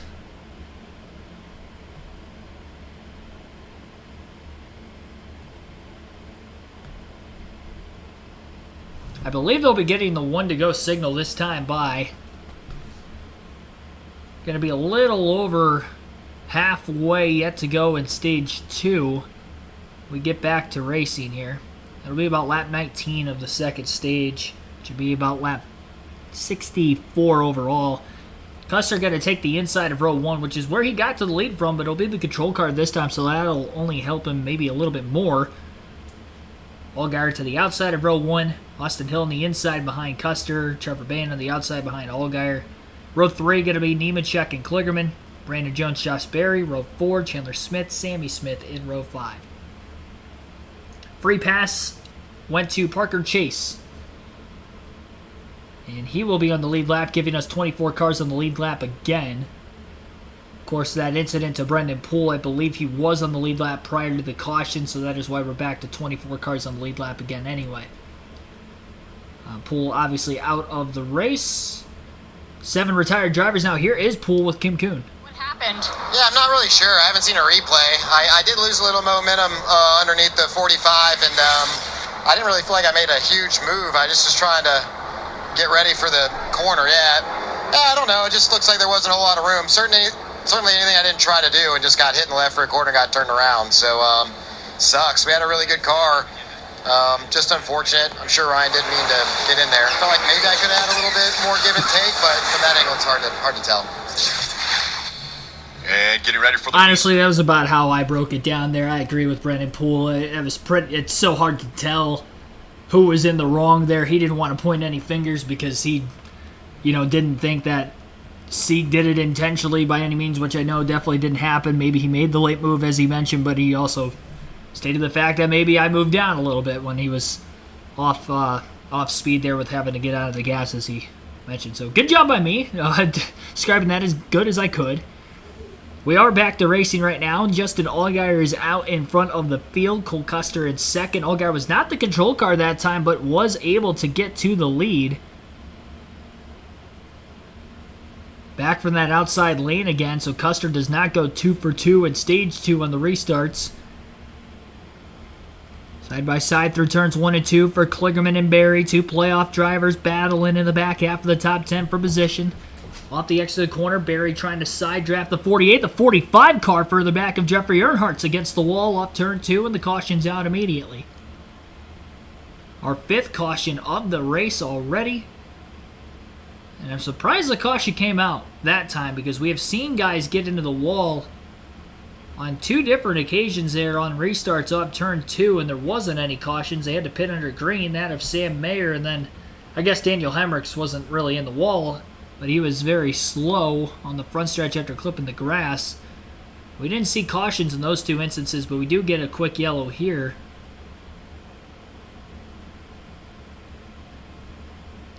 So we'll wait another restart. Jeffrey Earnhardt was around where that last accident took place, and this time he's in the accident off turn 2. He may have gotten aero loose with the 92 right behind him. It didn't go straight up the racetrack like we've seen with drivers who have gotten into the wall already today. It did look like the rear of his car had slipped out from underneath him first, and he was in the outside lane, but the 92 was also right behind him in the outside, and there wasn't contact, but might have been close enough to take the air from underneath the rear spoiler of that race car, and it looked like an aero loose moment there for Jeffrey Earnhardt. Overcorrects it, hits the outside wall. And now he's got significant damages. He'll bring his car to pit road. I imagine the rest of the field will stay out. Lap 67 at the line. Justin Allgaier back in the lead at the Texas Motor Speedway. Full screen commercial break right now during this caution period. We will take another ad break and get back to the action shortly. You're listening live KRC on the YouTube channel. Be sure to hit that like button, subscribe for more daily NASCAR content, as we are on the road to not only 100 likes in the stream, but of course, again, 5,000 subscribers here for the end of the season, hopefully. So appreciate your support as always, and we'll get back to racing shortly. My dog Fulton, thanks for tuning in.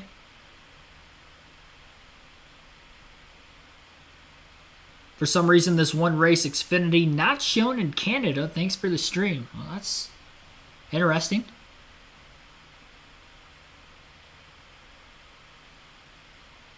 Adrian Loza, I wonder if he's from Canada as well. He said, can't see nada. Maybe it was nada, like Canada.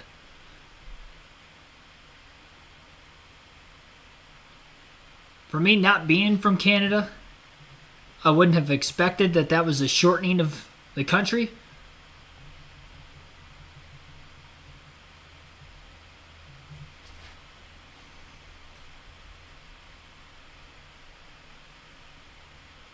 Call for a record number to caution today because of the temp. Well, we may be getting there. We've had 5 already, and we're only a third of the way through the race. On average, we've seen roughly right around 11 cautions per race at this racetrack, and we are definitely mathematically on the way to having more than the average total for an Xfinity race at Texas over the last 12 races here. So we'll see. Free pass goes to C.J. McLaughlin with this caution flag. Jeffrey Earnhardt was on the lead lap, so I'll probably drop another car off the lead lap, assuming he either pulls out of the race or just takes long enough to make the repairs needed to get him back out of the racetrack under the DVP clock. Only 2 drivers to lead a lap today. Allgaier with 57 laps led, Custard with 11 laps led. So just the 2 lead changes so far after Allgaier had qualified on the pole earlier. Average race speed has now dropped down below 100 miles per hour at 93.640, as they are around that 60 mile per hour caution speed pace right now, and awaiting the green flag once again.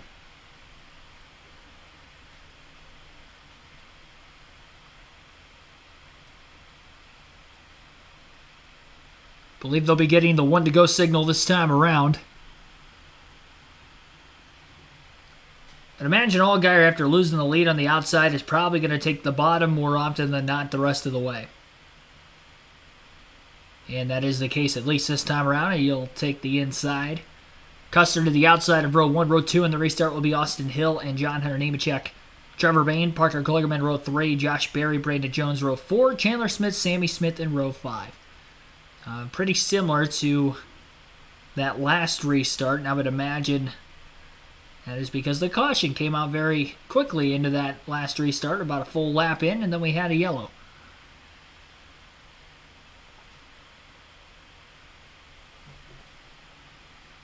All playoff drivers right now in the top 10 other than Brandon Jones.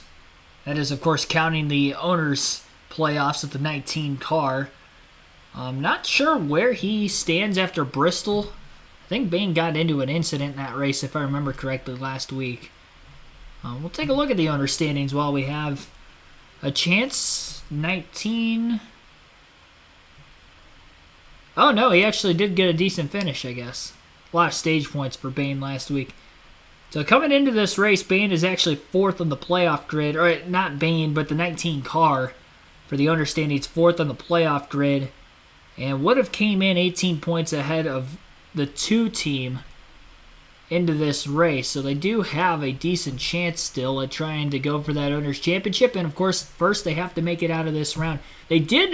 Joe Gibbs Racing did make it to the championship 4 last season in the owner's standings with the 20 team that missed the championship 4.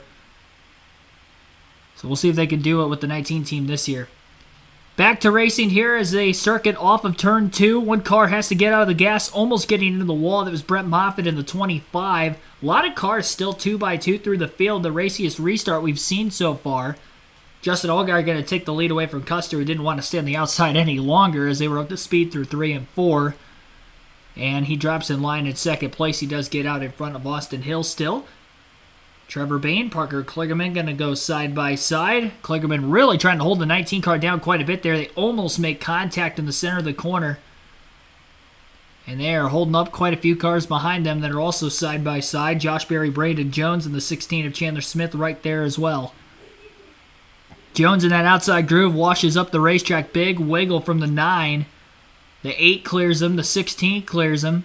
The 19 clears the 48, and the 8 is going to get by Kligerman in the 48 as well as he bump drafts the 19 down the front stretch into turn 1. Contact in the middle of 1 and 2. Chandler Smith bullies his way by Parker Kligerman and clears him off the exit of the corner. It looked like more contact a little bit further back off turn 2 right behind him as there was some tire smoke after a fender rub potentially. Right around where the 31 and the 92 was, and I believe the 92 was the one that had the damage on the left front, which caused that smoke. Still running at full pace right now. We'll monitor that pretty closely. A lot more organized into turn 1 that lap compared to the 2 before it. Allgaier quickly pulling away with the clean air advantage once again, and Custer back in the dirty air in second place is holding up Austin Hill and Jonathan Nemechek just behind him. Allgaier out to a 9/10 of a second lead following the restart, down to just 17 laps to go in stage 2. Hill looking to the inside of Custer. Custer running that outside groove. And he's going to be able to hold on for now. Allow him to get just a slight bit more straightaway speed and cut back to the bottom in turns 3 and 4. It does seem like the outside in 1 and 2 get a slightly better, slightly more grip. I don't want to say a better run because it's less banking than what turns 3 and 4 has, but there might be just more grip there with the resin slash PJ1 that was applied on that area of the racetrack versus 3 and 4. 3 and 4, it seems a lot more treacherous, a lot more slick. And I think it's just a faster mid-corner speed with the banking too, which could be the factor in why they are not able to have as much grip at that end of the track when off the bottom groove. Jeb Burton moving back a couple spots after getting into the top 10 of the restart, loses 3 positions in one corner. He was very unwilling to want to push hard on that outside once he got up there at the 48 of Kligerman getting underneath him. He just got way out of the gas, let everybody by, including Brandon Jones and Sammy Smith as well, and that drops Burton now back to, looks like 11th place, so he's out of stage position points if he were to finish there at the end of the stage. I think he was 14th at the end of the last stage. Sam Hunkar, 26, looking underneath the Hour Motorsport 25 car. 1.8 seconds now as Custer's holding up the 21 and the 20. Allgaier is running away with it here in stage 2. Hill cannot get around him. Had somewhat similar speed to Allgaier. Allgaier definitely seemed to be much quicker. We haven't seen the 21 out in front yet to kind of factor in if maybe he can get clean air, that maybe he has a chance to do something with that lead over Allgaier. But until we see that, Allgaier has to be the favorite to win this one still to this point.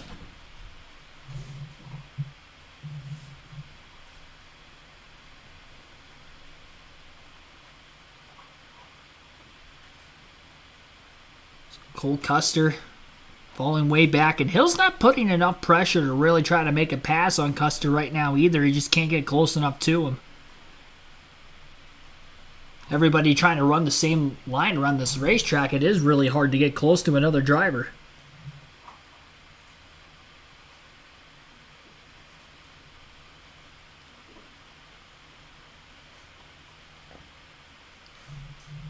Jeremy Clements running a slightly wider line, trying to build up enough momentum to potentially make a pass on Jeb Burton.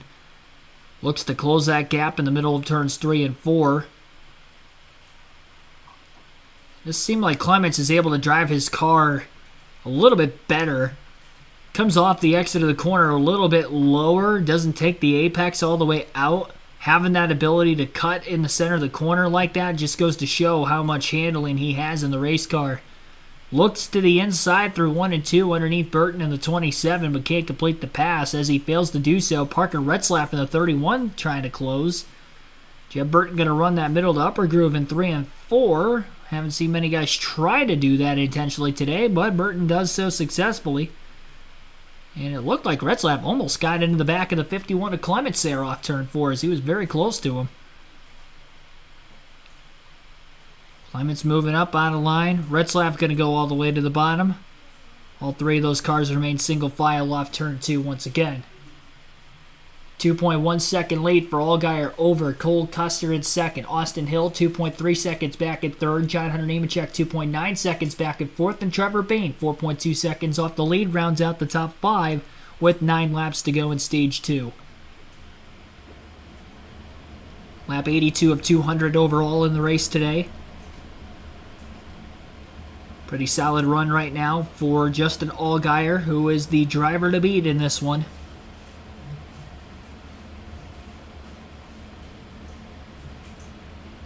Top 10 separated by just 8.3 seconds.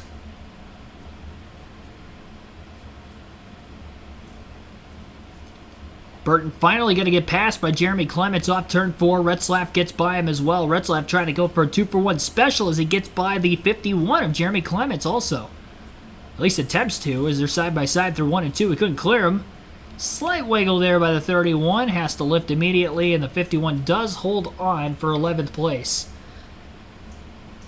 Just a little bit of a mistake there. It kept the 31 from trying to stay side by side down the backstretch, and the 51 actually had him cleared by about 3 or 4 car lengths. It wasn't even close by the time they made it to the exit of the corner because it was that big of a hiccup. Might have looked gradual on screen for those of you watching, but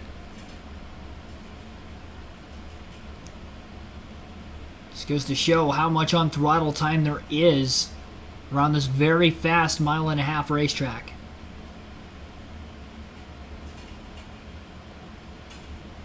Allgaier's built his lead up to 2.5 seconds over Cole Custer now. Austin Hill still within 2 to 3 tenths of a second, but just can't get closer than that as they run. Austin Hill running back there in third.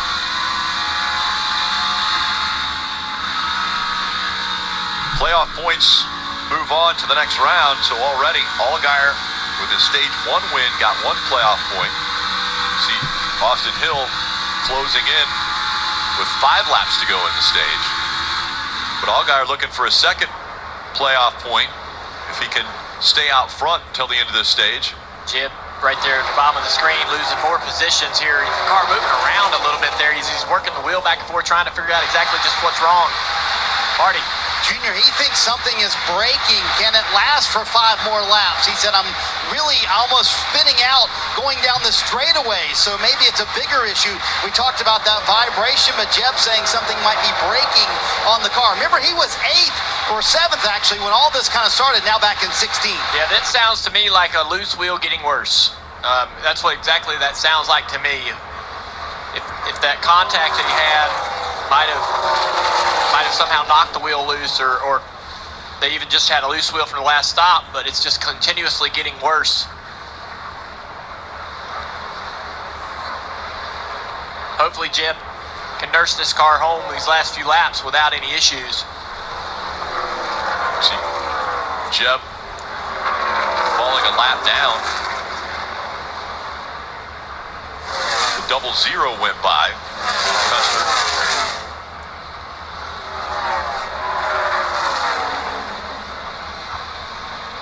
I think that was the. Yeah, it was a different. I thought it was Jeffrey Custard Earnhardt. Very similar paint schemes, Yep. I believe, but he's still on the lead lap. yeah, Jeb's still in the lead lap. He's in 18th. Creed 17th.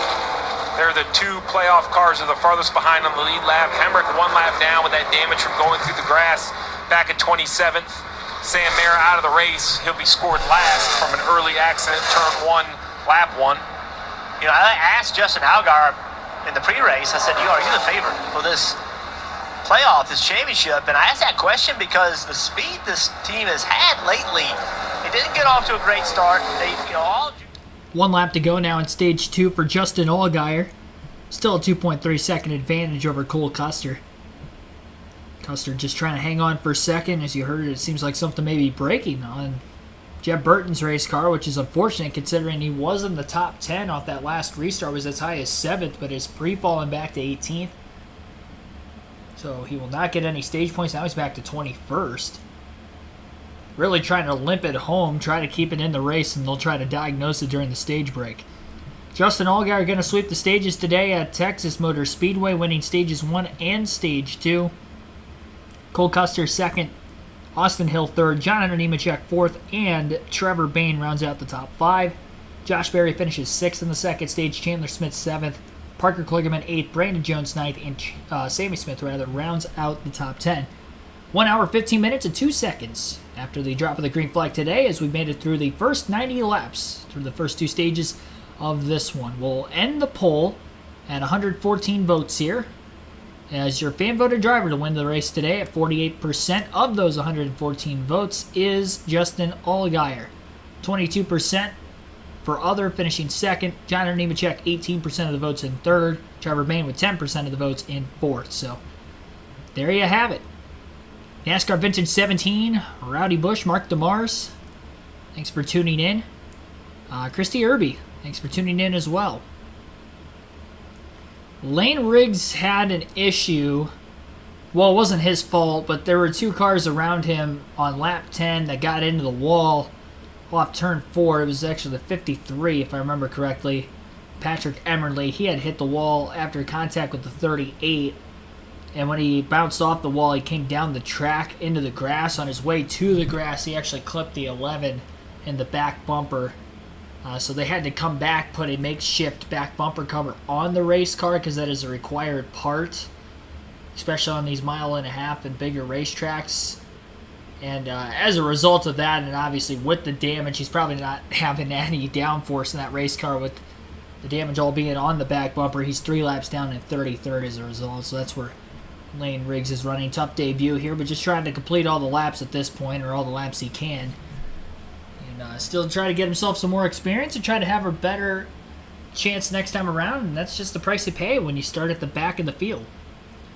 First time we've ever seen him on an intermediate track, too. His only truck starts have come on short tracks and road courses because he was under the age of 18. Those were the only races he was liable to be able to run per NASCAR rule. But now that he's 18 years of age, he can run bigger tracks, and got a great opportunity today with Coal Lake Racing. Hopefully he can keep going in the right direction here. So at stage 2 end, we usually have a diecast showing. So here it is. We have a broadcaster in the booth in this race, his nephew in the playoffs. Another Jeff Burton diecast. This is probably my favorite Jeff Burton diecast. It's a 2003 Sitco number 99 for Roush Fenway Racing Ford Taurus. Really like the Sitco colors on the race cars. They always had some really good cars, even back with the Wood brothers there, with Morgan Shepherd in the 21 car. I believe Dale Jarrett drove that car at one point as well. But yeah, the Sitco colors both then and even with this car right here and with the Roush days, I was really like 99, my number when I raced too. The white on this really pops well. Like white on some paint schemes tends to look kind of bland. This paint scheme in particular, it really pops. I don't know if it's just, how they painted this car, whatever the case is, but I really like it. So that is going to be the diecast showing for today during stage 2. Leaders on pit road for the second time today. Get back up. And cars on pit road. Marty. Jeff Burton still sitting here as the leaders come down pit road, Rick. Remember, the 21 team lost a spot on the last stop, so they asked Austin Hill to back it up a little bit further in the stall and also move further away from the wall. We'll see if that helps him here on exits of the car. Way too free the longer they run, especially 3 and 4, Dave. Double stage winner Justin Allgaier said I had less rear lateral grip that time. They'll make an air pressure adjustment for that. As for Cole Custard, he'll get 4 Goodyear tires with an air pressure adjustment and a chassis adjustment and try to free up that 0-0. Easy race win off pit road for Allgaier. Came out way ahead of everybody else. 2 spots gained for a few drivers in the top 10, including Trevor Bayne, Josh Berry, Chandler Smith. Big losing stop there for John Hunter Nemechek, who is not even in the top 10 anymore. There's a right front tire rolling on the racetrack in the middle of 1 and 2. So somebody's tires come off following pit stops. And actually, it looks to be potentially the left rear that had come off the 27 of Jeb Burton.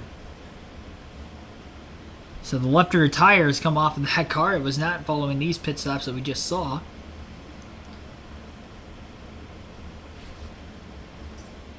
And that is not good. That's going to cause quite a bit of suspension damage underneath that the housing of the left rear area of the race car. So now he is more than likely, yeah, he's definitely fallen. It looks like 2 laps down as of right now and counting. So Jeb Burton, who is having a pretty solid day today, just was praising the Burton family there for a minute with this Sitco car. I have it showing on camera, and now he has Jeb at least has problems. I did not curse him. He had the problems before the end of the stage. They just got worse during the caution. So it must have been a loose wheel he was feeling when he was talking about something coming apart on the race car.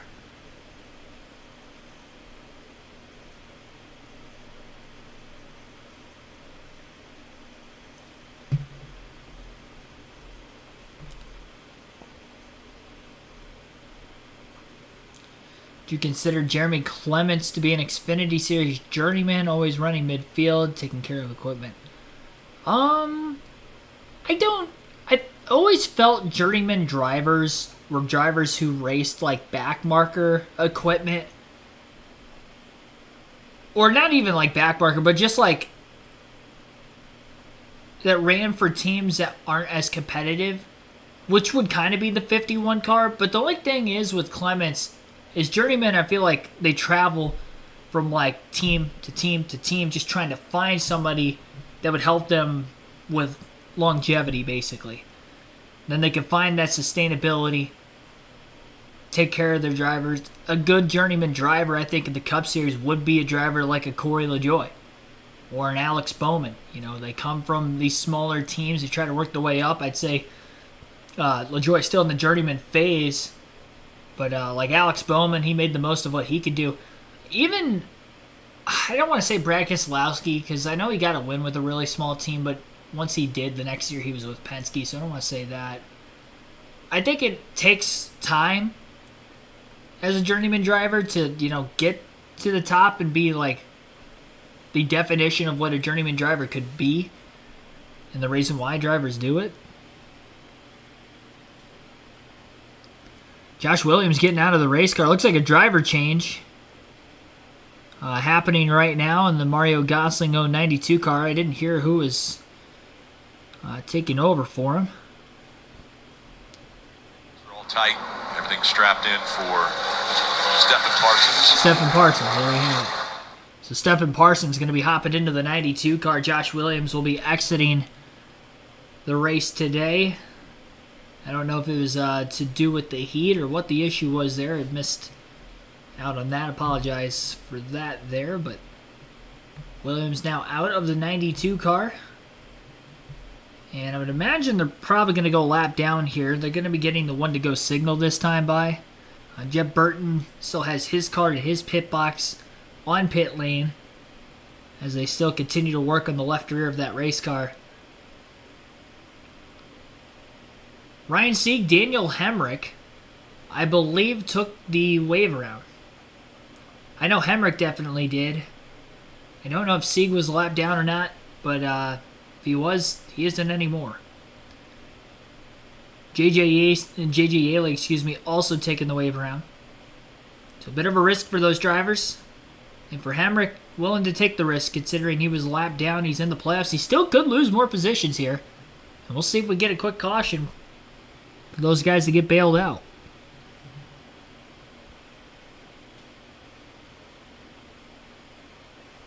The stage break is our 6th caution of the race today. We had 3 cautions in each stage. This final stage, though, more than twice the length of either Stage 1 or Stage 2. Longer than both of them combined. So we'll see if that caution total will continue to rise as we get closer to the end of this race. Did your sense YTYB-JL, thanks for tuning in.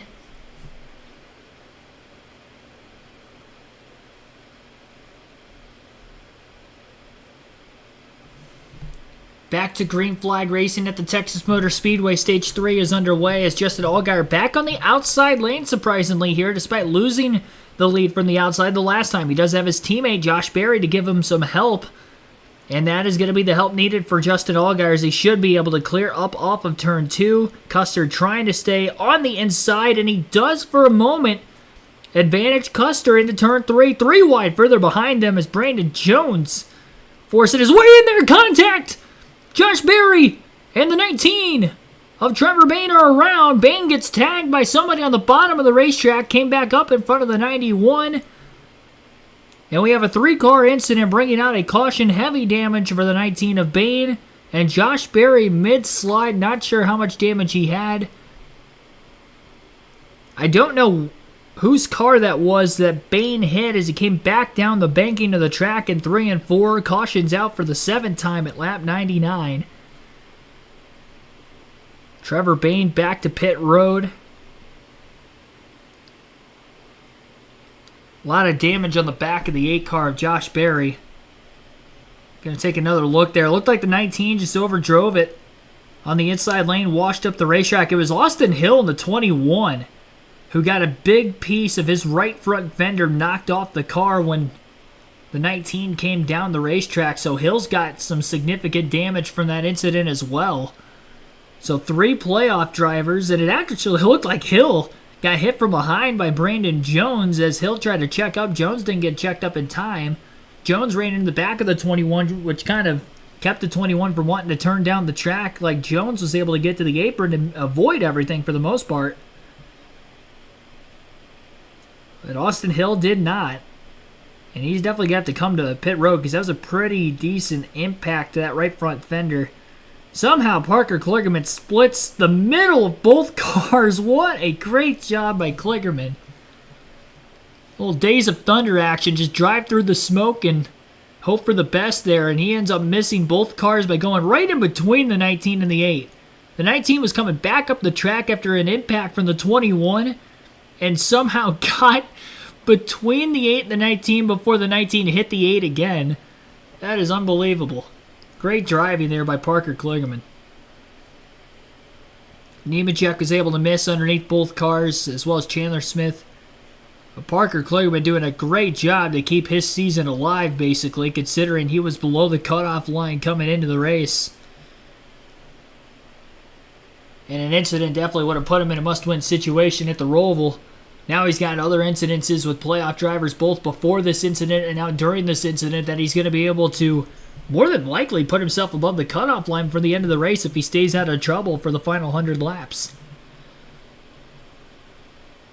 Halfway home this time by, we'll be at the cross flags mark. Cole Custer was scored as the leader when the caution came out. Both he and Allgaier were side by side, but they go back to the last scoring loop. And Custer was out in front. Surprised Allgaier took the outside there, considering he lost the lead on the outside lane of the last restart he was in. Goes back to the outside again, and he loses the lead again. So not really sure why he did that. It definitely didn't work out for him. Luckily he was ahead of that incident though with Josh Berry,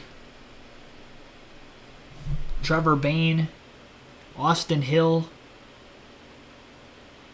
Kyle Weatherman in the 91 who had quite a bit of damage as well. I think Barry's going to be able to continue, but he is going to be at the back. They're going to have to put another back bumper cover, on the car, kind of similar to the damage that the 11 of Lane Riggs had earlier in the race.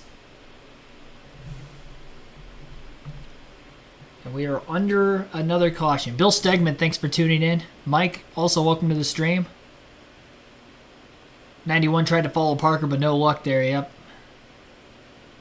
Mystical Bandit, thanks for tuning in. Sounds like a Carbon monoxide for Josh Williams. Oh, that's not good.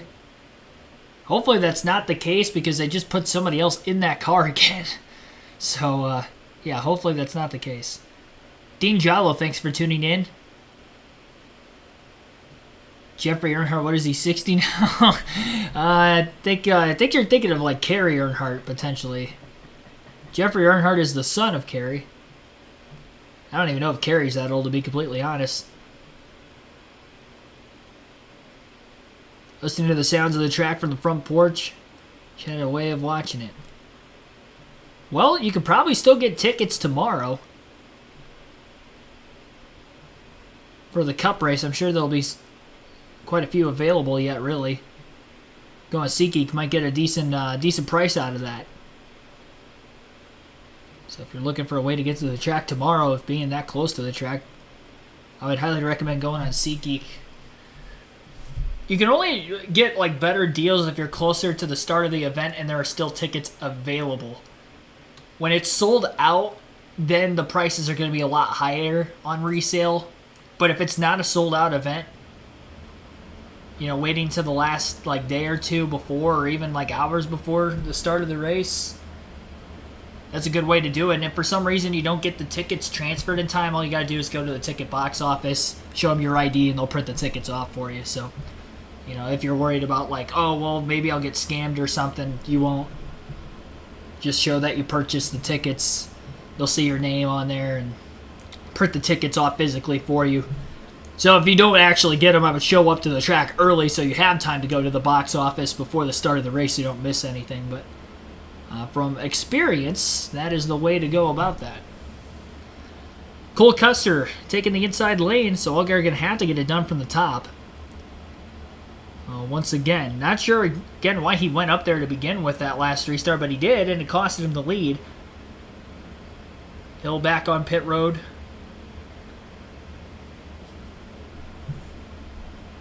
Yeah, missing that incident has put Kligerman into the top 5 for the first time today. Still taping up to the right front of Austin Hill's race car. Weatherman involved in the incident. Hill involved in the incident. That was the quick caution Daniel Hemrick needed with taking the wave around. He got it.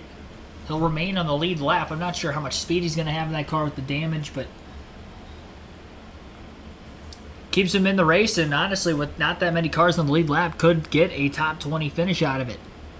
Playoff drivers that are in trouble today, that are either already out of the race or have significant damage, would include drivers out of the race. Sam Mayer, Jeb Burton's in the garage.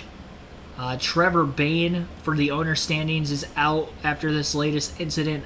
Josh Berry is now a lap down with the damage repairs made to his car with this incident.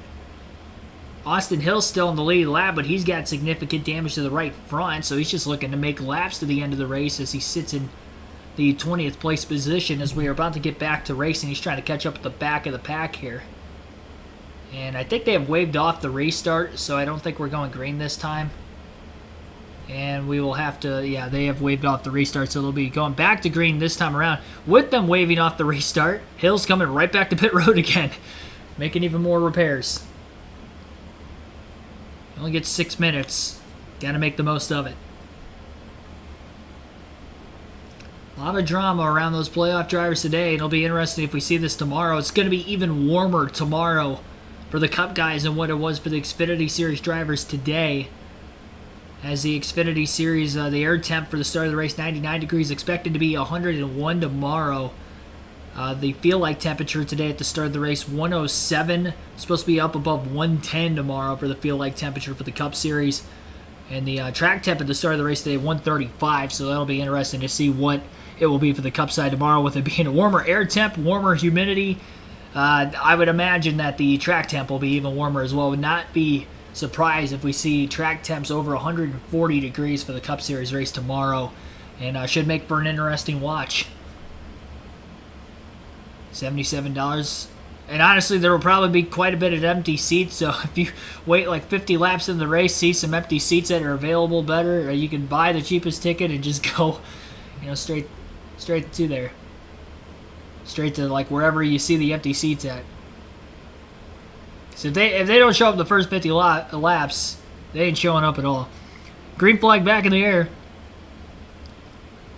Great push from behind that Chandler Smith gave Justin Allgaier that time. He was very close to clearing Cole Custard in the last restart. Very close again this time, but Custard's still going to stay on the bottom. He's going to push really hard into the corner. Allgaier going to try to get down to the bottom. He gives Cole Custard a little bit of room, but the 7 is clear. And now the 00 and the 16 are side by side for second place. Jonathan Nemechek is stuck right behind the 00 of Custard right now, looking to try to freight train Chandler Smith into the corner. Nemechek all over the back of the 00. Chandler Smith doing a great job on the outside. And from the back of... Oh, car in the wall off turn 2 again. And it's Parker Retzlaff in the 31. We continue to stay green. No caution here. NASCAR's been pretty inconsistent with that call on whether that is a caution or not throughout the course of the race today. Not a caution that time around.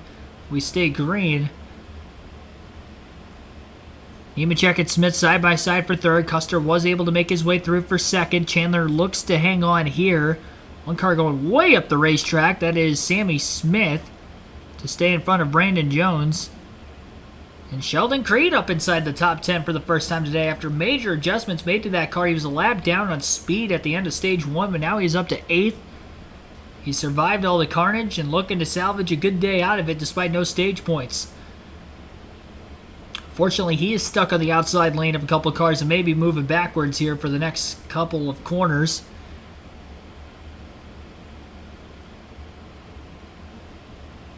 See if he can break out of it. Moffitt staying right on the door of the 2. Creed wanted to pull down low on the backstretch, but the 25 is still there. He'll let him go, and he should get in line in front of the 39 if Segan does. Caution is now out on the racetrack. Jeffrey Earnhardt again has smacked the wall. This time it's off turn 2, and a lot more damage, which is probably going to knock him out of the race. And it looks like a much heavier impact. I would not be shocked if maybe he blew a tire before. He had made contact with the wall off turn 4 a little earlier in the race. And definitely some parts and pieces rolling down the bank into the racetrack in that area has put us under our 8th caution as we have about 92 laps to go still at Texas. A slow-paced race today with all of the cautions we have seen. And again, we have another one. I don't even think we've seen a green flag run longer than 20 to 25 laps today. It has been very caution-filled throughout. Another loose moment in the middle of 1 and 2. Not arrow loose this time, though. There's nobody directly behind him, and definitely a much harder impact into the wall. Some debris flapping up against the catch fence there off turn 2 as well. And you can definitely see he's broken the truck arm on the right front there. Is quite a bit of give. And Jeffrey Earnhardt in his car will be headed to the garage area now following this one.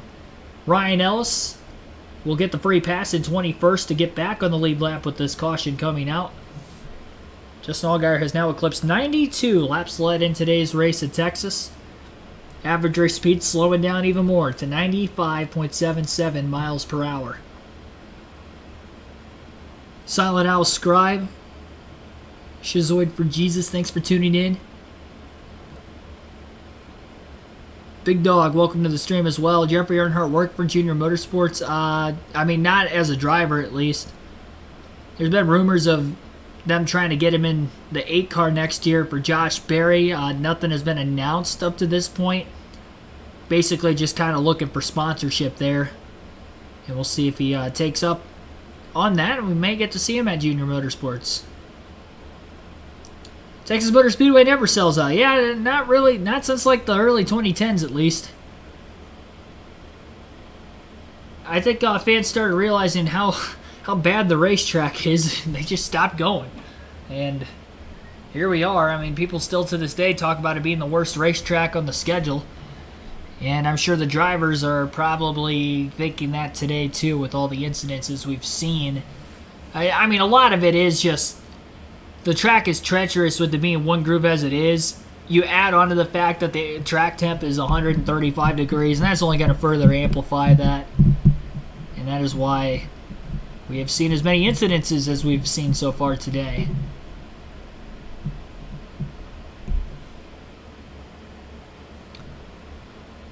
We are going to take a quick ad break here under the caution, our second to last one of the race. Once again, you're listening live for the NASCAR Xfinity Series Andy's Frozen Custard 300 at the Texas Motor Speedway.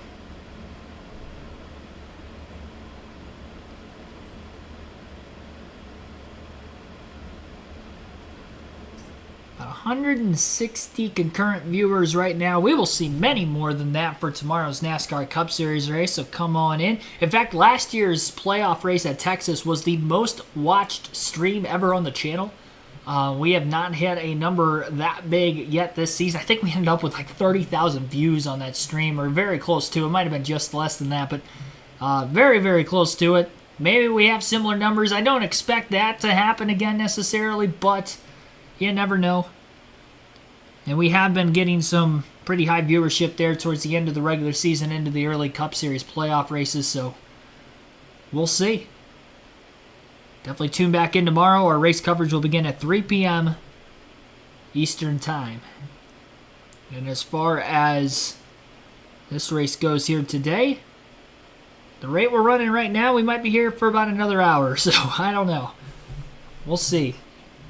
Here's Trevor Bayne with Kim Kuhn after his exit from the infield care center. In all day to turn 3. If I back my corner up, if I could drive in deep, I could get it to be tight on the right front. And on that restart with Josh on my outside, I just had to lift a little early. And when I did unlock the rear end, got loose, he gave me room. And I hate it for him because he did. He moved up a lane, still slid up and couldn't catch it before I got his left rear. And once we made contact, we were both going around. So pretty unfortunate. I love being at these races, love running up front.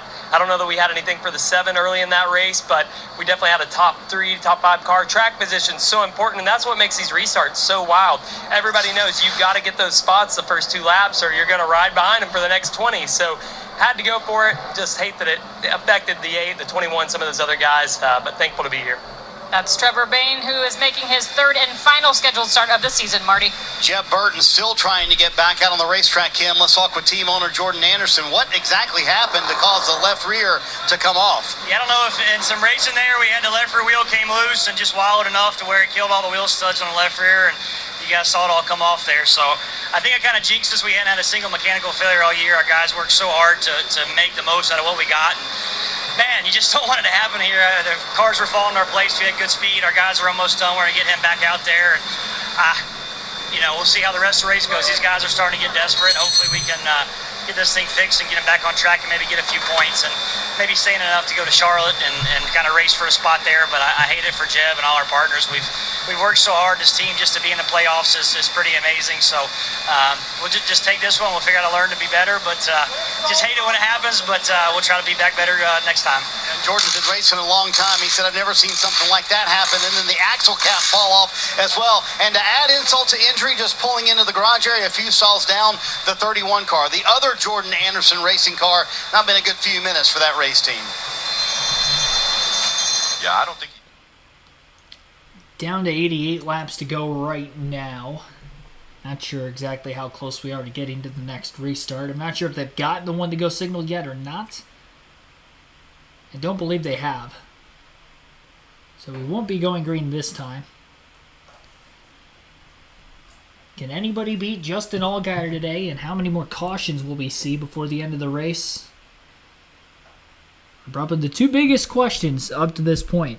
Playoff grid, as we stand right now, 2 drivers are 10 points to the good. Daniel Hemrick, Sheldon Creed. Of course, Hemrick back on the lead lap now, following early damage. And Sheldon Creed, no stage points today, started at the back, has now worked his way up towards the front.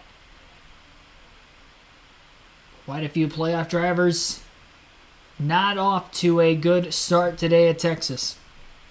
Top 3 rows on the race start. Row 1, you're going to have Cole Custard on the inside of Justin Allgaier. Row 2 on the inside lane, John Hunter Nemechek and Chandler Smith to the outside. Row 3, Parker Kligerman on the bottom. And above him will be, I believe, Sammy Smith in the 18. They're going to get Jeb Burton's car back out on the racetrack. He did not cause a caution, so he was never under the damaged vehicle policy clock. During one of the yellows, he did pull onto pit road. Actually, I think it was the end of stage 2 when that left rear tire came off. So luckily, they were under caution already. With the stage end, was able to make the fix, and the 27 back on the racetrack. Currently, he scored in 33rd, but there are a couple drivers out of the race now. Trevor Bain and Jeffrey Earnhardt, that if he runs about 14 more laps, he'll be able to pass both of them. Retzlaff off the track as well, just pulling to the garage, so a couple spots up there, and we may see some more drivers retire from the race where he could pick up valuable points. 1 point per position once you're above that 36th place spot in the running order. Allgaier, Custard on the front row for the restart again, as we've seen for most of the race today. Down to 86 laps to go. Green flag is back in the air. Allgaier on that outside lane, going to try to squeeze the 0-0 just a little bit, trying to get down to the bottom before they enter turn 1. But as he squeezes him, it's going to allow Custard to side draft the 7 just a little bit.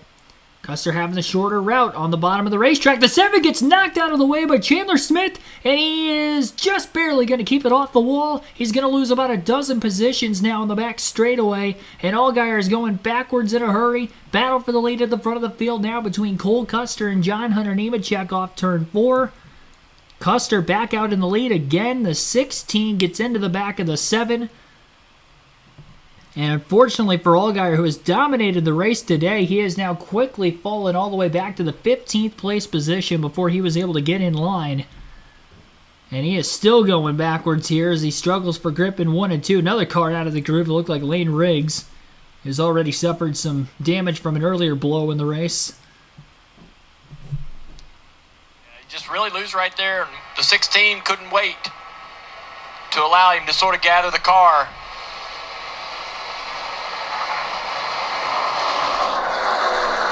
Sideways right there and finally chasing it way up the racetrack.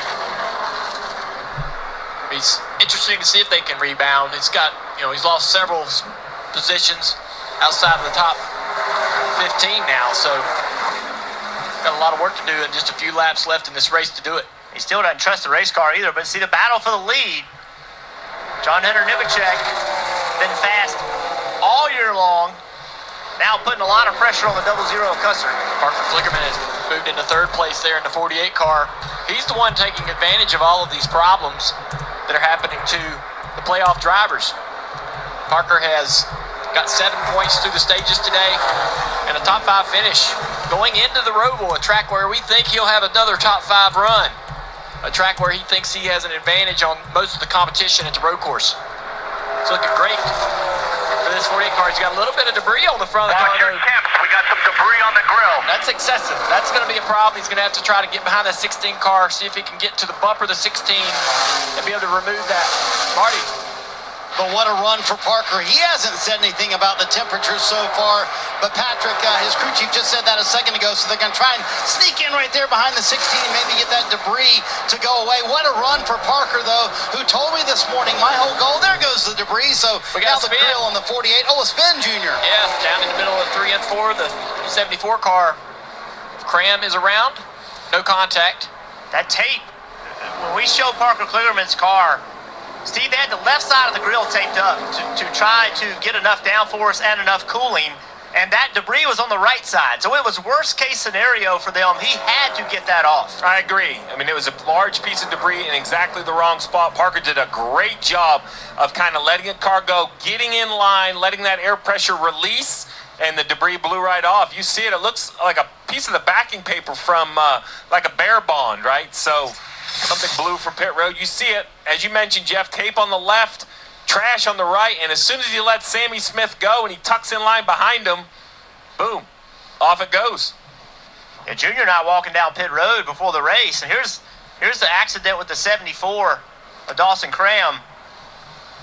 Not sure what started that, getting into turn 3. Looked like he's underneath Sage Karam and just got loose underneath the 66 car.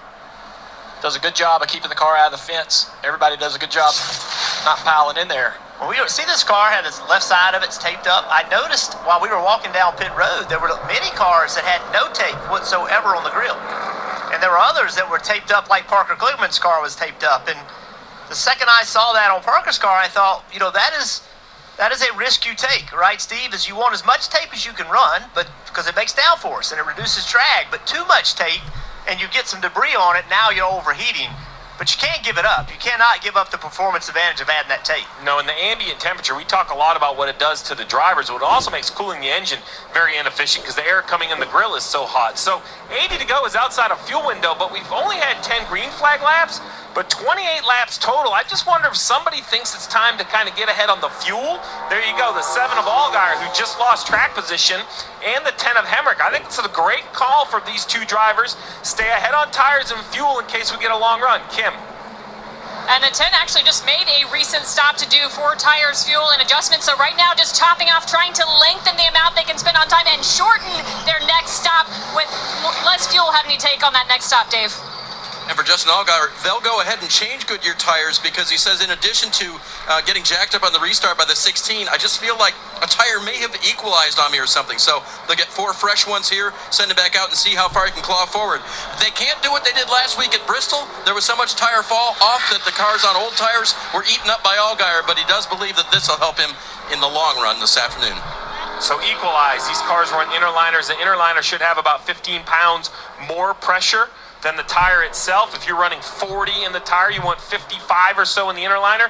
And if the seal becomes loose, they start running the same pressure. Well, now instead of having an inner tube, you just have a big chunk of debris in your tire, and that will make one shake. It'll make it lose grip. So that's what they mean by an equalized tire. Hot. We've heard that out of numerous drivers and pretty much everybody around this racetrack. Well, it is the hottest Xfinity Series race at Texas. 99 degrees today, shattering that record we saw last year of 94. And what better way to talk about the heat than put a couple guys out there on the Peacock Pit Box? KP and Brad. Am I right? Is it hot? Thank you, Rick. Man, I've been on the radio all day crying for relief. I need somebody up in here to take my place like Josh Williams. It is hot, but the surprising, or not surprising thing, as hot as it is, the racetrack's ice. Yeah, I know. There seems like there's no grip anywhere on this racetrack. I mean, it's really been surprising. We've seen all of our playoff drivers, 5 or 6 of the 12, have a difficult day today, make mistakes, get in trouble. It's just greasy, and you got to pay attention. And you hear Jeff Burton talk about it all the time. You know, the opposite ends. You have to just pay attention to how you get into the corner, take your time, and just be focused every lap. You let down just a little bit, and you bust your rear end. Yeah, as hot as it is, it's like we talked in pre-race. The heat was physical heat, but it's a mental heat too. These guys have to stay focused, and we see them miss their line by 2 or 3 feet, and they're out of it. Yeah, it's exactly right. You just make that little mental mistake, and all of a sudden you're in trouble, just like we saw with Justin Allgaier, who's led all day long. And so, Rick, it's hot down here. As you can tell, my hair's blowing in the wind. It's hot, but it's hot. Yeah, both of you guys' hair really looks messy with all this wind. So tomorrow, let's just re-rack. Countdown to green starts at 3 o'clock, and it's race number 1 of the round of 12 for the Cup Series. That gets underway at 3:30. NASCAR post-race will be at 7 o'clock, just after the checkered flag flies, as well as on Peacock streaming there. With 78 to go, getting ready for another choose as the cars are coming to the arrow now. We'll see. We saw what happened last time to Allgaier. Parker Kligerman's up there now. Yeah, Parker Kligerman gave up a road. He could have jumped to the outside, but he's decided to stay on the inside. Actually gave up a road to restart on the inside. See how that works out for him. Custard will be on the outside. Nemechek on the inside for this restart. A couple of Smiths right there in row 2. With all the issues of playoff drivers, a couple of drivers doing a good job so far today. We talked about Chandler Smith a little bit, but also Sammy Smith in that 18 car, currently sitting, they finished the race now, 20 points to the cut line. So he's done a good job in that 18 car. And that's what Jeff Bendering, his crew chief, wants. Hey, let's just, if we can run 5th, run 5th. If we can run 8th, run 8th. Run 18th, run 18th. Do not wreck this race car, because that's been their trouble. They've had good speed, but they've been in a lot of wrecks. And Jeff's just wanting to calm him down, get him in a position where he understands that running 8th's not a failure. That you maximize your day, get all you can. That's what young drivers struggle with. It's hard to come to grips with not winning. You gotta win, you gotta win. But in championship racing, you have to earn points. You cannot give them up. Well, we're going to try this again. 76 laps to go this time around for the restart. John Hunter Nemechek for the first time today will be on the front row. He'll be on the inside lane. Cole Custard to the outside. Green flag back in the air. Allgaier on fresher tires further back in the pack after losing 14 positions on that last restart. Going to try to take advantage of it as quickly as he can. And Nemechek going to get to the lead for the first time today. Cole Custard had a hiccup in the middle of 1 and 2, which costed him a chance to hold on to that outside lane for long enough to stay in that battle for the lead. Brandon Jones following in line on the bottom behind Sammy Smith. Smith has to lift in the middle of the corner, while the other Smith, Chandler Smith, going to clear him on the outside.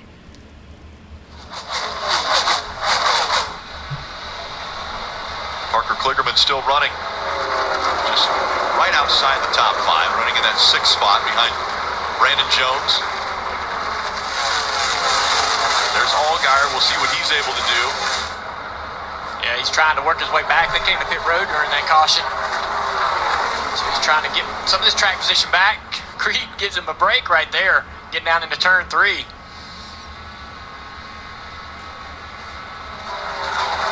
what you got on the 7 car?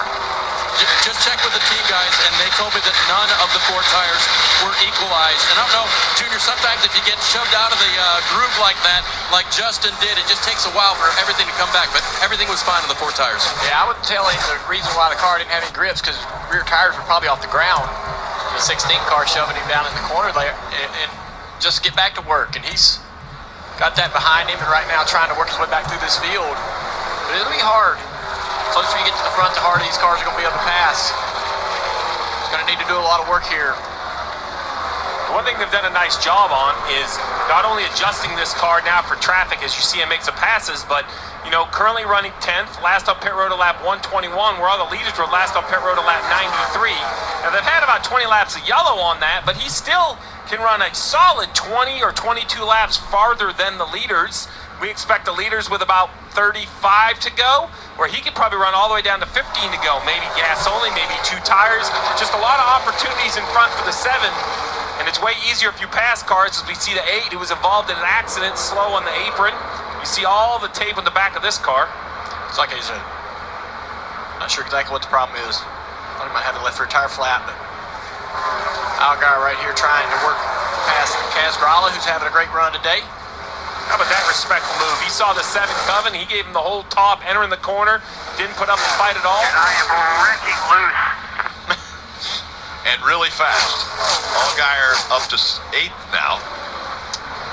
I don't think you would tell a driver, he's racing. Oh, we got a lot of smoke inside the 27.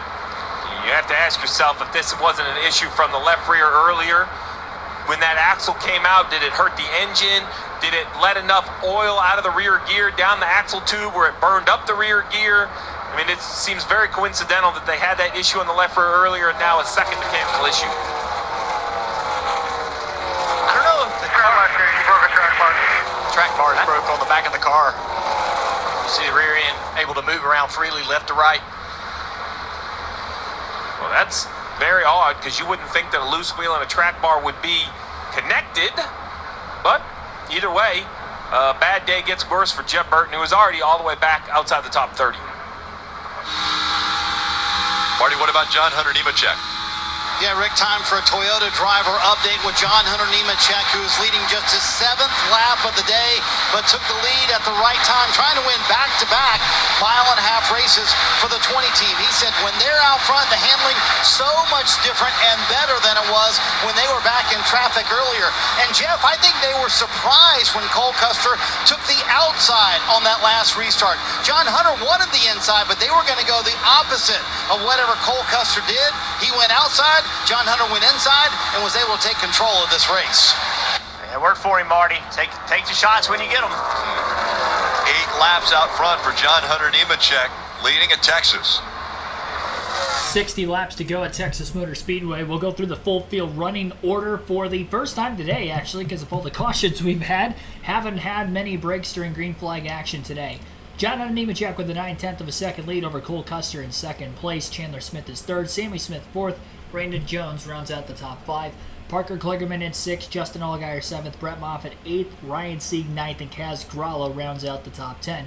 Jeremy Clements in 11th, Sheldon Creed in 12th, Austin Hill 13th, Daniel Hemrick in 14th, and Daniel Dye is 15th. 16th place is Parker Chase, Kyle Segan 17th, JJ Haley 18th, Ryan Ellis 19th, and Anthony Alfredo in 20th. 21st is Kyle Weatherman, Dawson Cram 22nd, David Starr 23rd.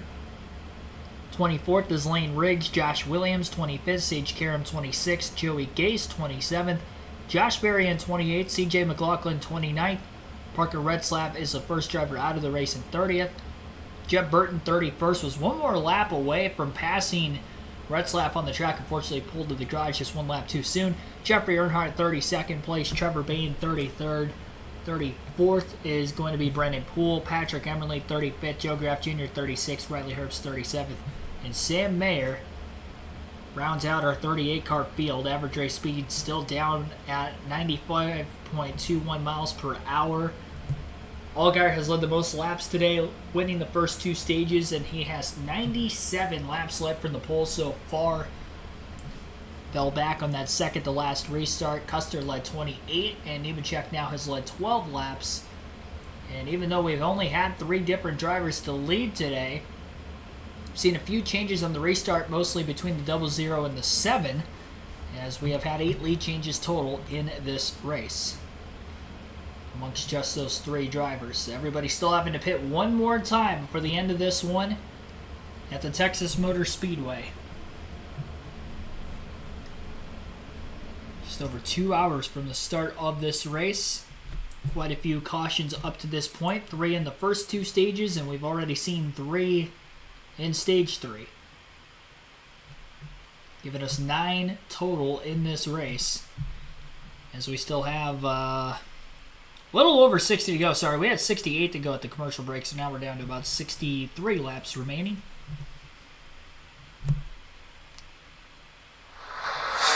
John Hunter Nemechek is about a second and a half in front of these two. Cole Custer running in the second spot. Chandler Smith is third, and Sammy Smith is running in that fourth position. Then it's Allgaier who has really made a rebound after coming to pit road on the most recent caution. He is up to fifth already. And then Brandon Jones, the first non-playoff driver up here inside of the top 10. Brandon Jones running in the sixth spot. Chandler Smith looking to the inside, doesn't get the advantage on Custer.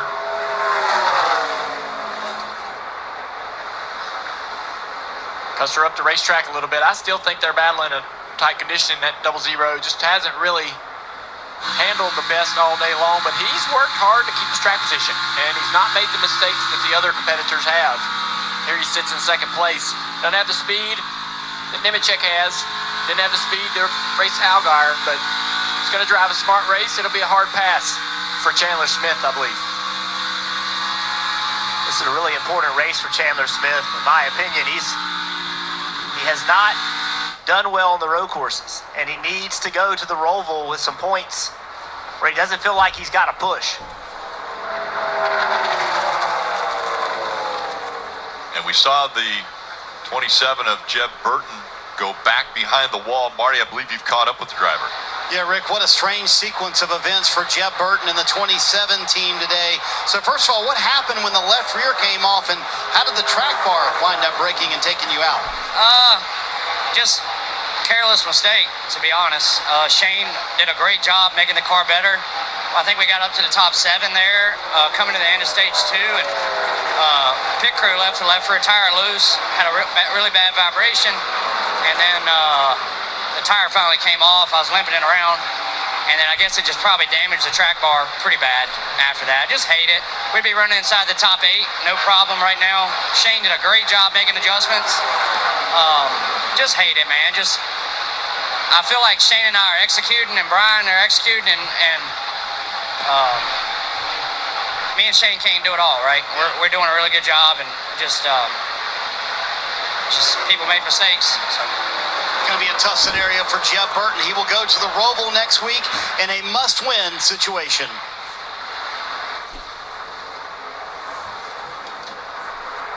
There's Brandon Jones. I was mentioning earlier the fact that he's the highest running non-playoff driver right now in that 6th spot. Yeah, just all year long looking for that win to get him into the playoffs. Came close at Kansas, the last race of the regular season. Ran second. Really found more pace in that 9 than we had seen. And then here he is once again in the playoffs. Not a playoff driver, but running 6th. Having a nice day in the 9 car. Yeah, somebody else is having a nice day, Brett Moffitt. Brett's a good race car driver. We've seen had success. And he does a really nice job. And some news this week from AM Racing. Talking about having a 2nd car next year in the Xfinity Series. That'd be great to see if they can make that happen. This is a team that's building to try to take the fight to some of the bigger teams. Do a really nice job looking to build on that. Right behind him, Ryan Segan in 9th place, coming off his best finish of the year, a 6th at Bristol. He's got a top 10 here last year in this race. These are the kind of races where the 39 team can shine. They got the speed to go out there and run in the top 10 at the 1.5 miles, and then when everyone seems to have all these types of troubles, it's an opportunity for them to really excel. Get that 6th, that 5th, that 4th place finish that will come at times for this team during the season. They got a lot of race cars out on the racetrack. They field 3 or 4 or 5 cars a race. They're very busy, family-run operation. Good to see them running strong today. And there are 4 drivers that are non-playoff drivers inside the top 10. And the 4th one is Jeremy Clements. And surprisingly, no driver has more starts here than Clements.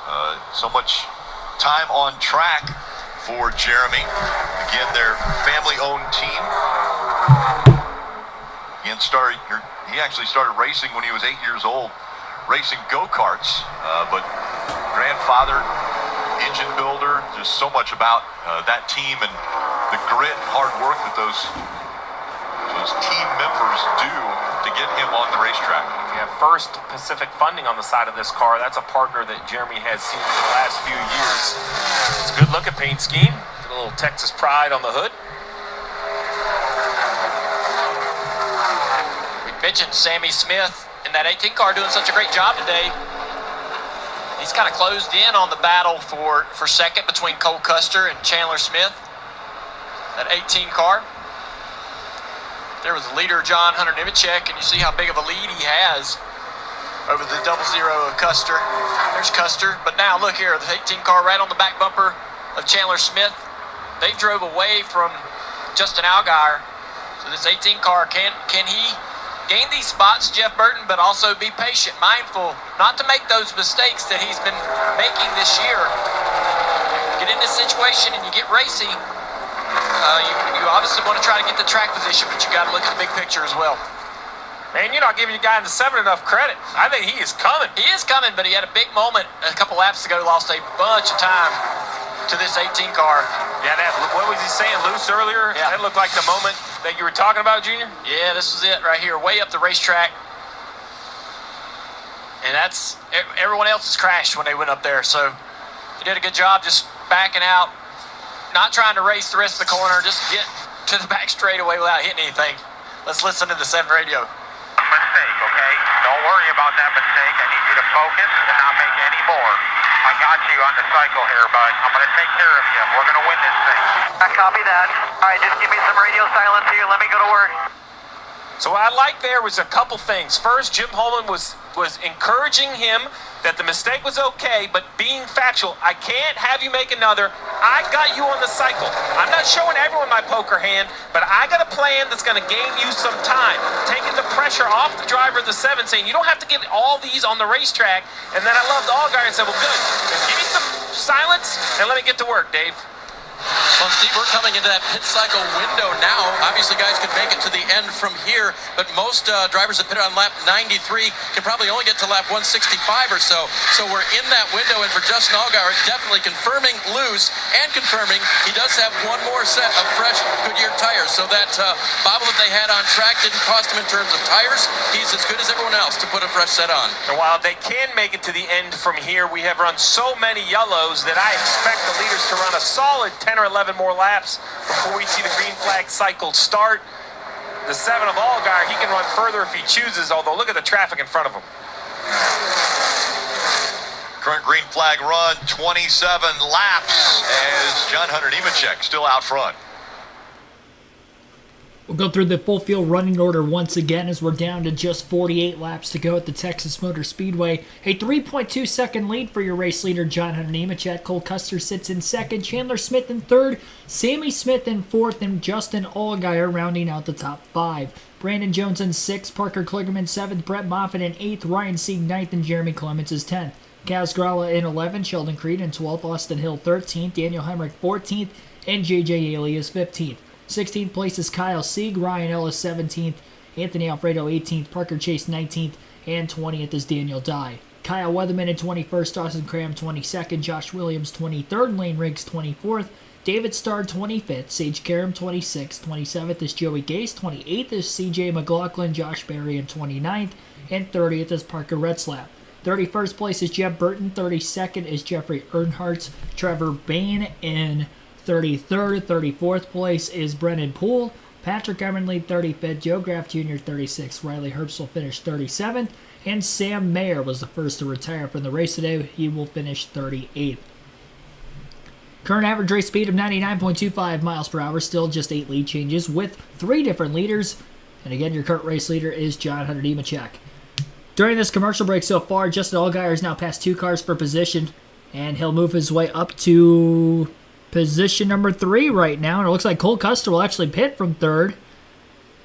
And so Cole Custer on to pit road will be the first of the leaders to make a green flag stop, as everybody's within the fuel window to be able to make it to the end of the race. Custer trying to split the, well, not really splitting the run in half, really going about as long as they feel they can go, but trying to pit a little bit before the rest of the leaders. Can expect a 4-tire stop. He is down into his pit box. Changing right sides for now, and then the team will go over to the lefts. And top off on fuel while they're there. They'll have plenty to be able to make it to the end, and that will bring a wave of more cars now down onto pit road. It's going to be the last pit stops of the day for most of the field. Looks like the race leader, John Hunter Nemechek's in. Should be the final stops of the day happening here at Texas Motor Speedway. 44 laps to go. John Hunter Nemechek pits from the leads, and the car was too tight the longer they ran. And the reason they came to pit road, Dave, is because Cole Custer came the lap before. The cycle has begun. Chandler Smith on pit road as well. 4 tires for him, and a splash of Goodyear of Sunoco fuel to get to the end of the race. Pretty efficient pit work, seems, from up and down. 14.7 second stop there for Chandler Smith. Sammy Smith is now on pit road. Very slow stop for Sheldon Creed. Hold on, our entry is getting a little too shallow, and that's probably hurting our exit. 4 fresh Goodyear tires, Sunoco fuel. They did free him up with the air pressure, Marty. Parker Kligerman was coming off his career best mile-and-a-half performance at Kansas, where he finished 4th. He has been top 5 today as well. So the car's just too tight the longer they run, but impressive speed out of this 48 team. Justin Allgaier, Austin Hill, Daniel Hemrick still out on the racetrack. JJ Haley, Kyle Sieg in the top 5, but still waiting for everybody to pretty much hit pit road. Parker Kligerman finally making his way down, as well as Kaz Gralla, Brett Moffitt, and Ryan Sieg. Justin Allgaier out in front of the field once again. He has led about 100 laps in today's race now. First time that he has led since losing the lead on the first restart of Stage 3 when he got knocked out of the way off of the front bumper of the 16 of Chandler Smith. Looking to rebound and try to get their way through to the front. Big slide off turn 2 there for Allgaier. He was talking about being wrecking loose, and the caution is out, which is huge for the 7 as there's a car stalled. It looks like off the exit of turn 2, the 44 is around. And that is Daniel Dye bringing out our 10th caution of the race. This is going to trap so many cars a lap down. Only 7 cars on the lead lap when the caution came out. That is exactly what those drivers I was just mentioning who haven't hit pit road yet needed. And this definitely is going to get Allgaier back in the race. They're nursing around, the same with Hemrick. Can you believe it, Jeff? Like, I thought both of these cars were done, and here they are, still having a chance to score points. Yeah, you got to keep fighting, right? You never know what's going to happen. Look, the other thing that was happening there, when Nemechek came out, he ran a second faster than what Allgaier was running on old tires. So new tires do matter, But this put them, now the caution came out just at the right time, I think, for them, Steve. We'll see how that works out, but there was real speed in new tires. Oh, yeah. No, I think Allgaier and those guys are going to be great because 7 cars in the lead lap, so they'll all service their car without an issue. Nemechek will get the free pass, so he'll start at the tail end. There was no free pass, actually. Daniel Dye would have Dye was in the position. Yeah. So that means Nemechek, Custard, those guys will take the wave around. What that means is they'll be on the lead lap, but they're going to be all the way back behind lap down cars and everybody. That'll give Allgaier some breathing room. Poor Daniel Dye. Isn't that always the case? Let's see what happened at 44. Way up the racetrack here in the middle of 1 and 2. And the groove's moved up there, but he's quite a ways higher out of the groove. Does a good job, though. Car spins around. Doesn't do any damage to the car. Not many people have been able to spin over there today and say that. So it kept getting easier and easier the higher I went. Just like a lot more feeling at the steering wheel. The steering wheel was way more stiff the higher I'd go, and I'd have more ability to cut down and have a better run down the backstretch. Daniel, a truck regular. Yeah, the 19-year-old out of Florida making his first Xfinity Series start. And I mean, I know he spun out there, but look at the car. It's clean, no dents. To your point, Junior, right? He kept it out of the wall, so he'll have a chance to run all the laps today. That has to be the #1 goal of anyone making their first start. See the points as they run with 38 laps still to go here at Texas. So now pit road will be open. Allgaier, Hill, Hemrick, Yaley, Sieg. We keep talking about Allgaier and Hill and Hemrick because they're playoff cars, but let's talk about J.J. Yaley, the only driver this weekend doing double duty. He's running 4th. Kyle Sieg running 5th. Ryan Ellis running 6th. And Anthony Alfredo, we see the Andes is the big sponsor. Well, Anthony Alfredo in that 78 car running 7th on the lead lap. So they'll be able to service their car and restart inside the top 10. You see the big gap behind the 7. They can take a deep breath. No penalties here. Don't speed on pit road. You got a lot of time. No pressure at all. 30 out back. There you go. 30 out back. Dave. And that's like the 3rd time Jim Pullman has reminded the pit crew, you do not need to rush here. So just a good clean stop. That's what they need. Remember, his car was loose and losing rear lateral grip, Kim. How about the fight in the team of Daniel Hemrick rebounding after getting the grass early? Daniel said super tight exit of 2. They will put tape on the grill, air pressure adjustment on that Chevrolet, Marty. Speaking of fight, how many times have we seen this from Austin Hill and Andy Street and the entire 21 team to rally back? Remember the contact earlier? The car does not look pretty. Now Austin having some issues here on this pop, trying to make sure that the left rear lug nuts are tight. But they discussed on the radio, we have a legit shot for a top 10 today, which is unbelievable with a race car that looks like that, Rick. Yeah, getting caught up in that accident with the 8 and the 19, just getting collected. But they have battled back, and as you mentioned, could get a top 10 finish. Again, 38 laps still to go here at Texas.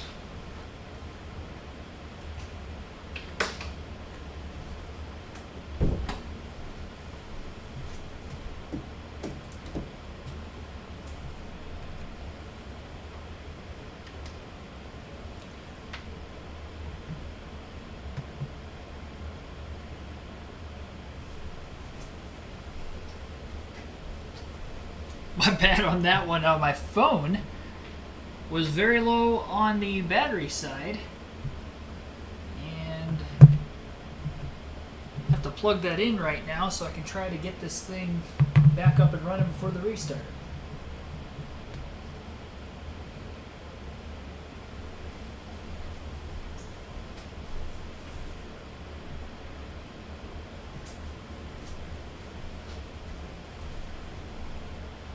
I had to use a GPS to get back from the dealership where I was picking my car up earlier today. 2 hours south of here, so unfortunately I was not able to charge my phone prior to the race, and now I gotta wait for it to charge up before I can turn it back on. Hopefully I don't miss this next restart. I might have to, actually, give me one quick second. You guys probably won't be able to see any stats for right now. I'm going to pull up Hulu on my laptop so I can give you guys commentary. while I'm waiting for my phone to charge back up again. So sorry for the black screen for a minute, but once my phone gets, just a few minutes of charge here, I'll get the live leaderboard back on for you guys. But I don't want to miss the call of this next restart coming up here. So. It's like they'll be getting the 1 to go signal this time by. Yeah, I definitely would have missed the restart. So 1 to go this time by. Again, for those of you just tuning in, sorry for the black screen. I'll get the leaderboard back up here in a couple of minutes. Let my phone get a little bit of charge to it. Much easier for me to watch the race on here, unfortunately.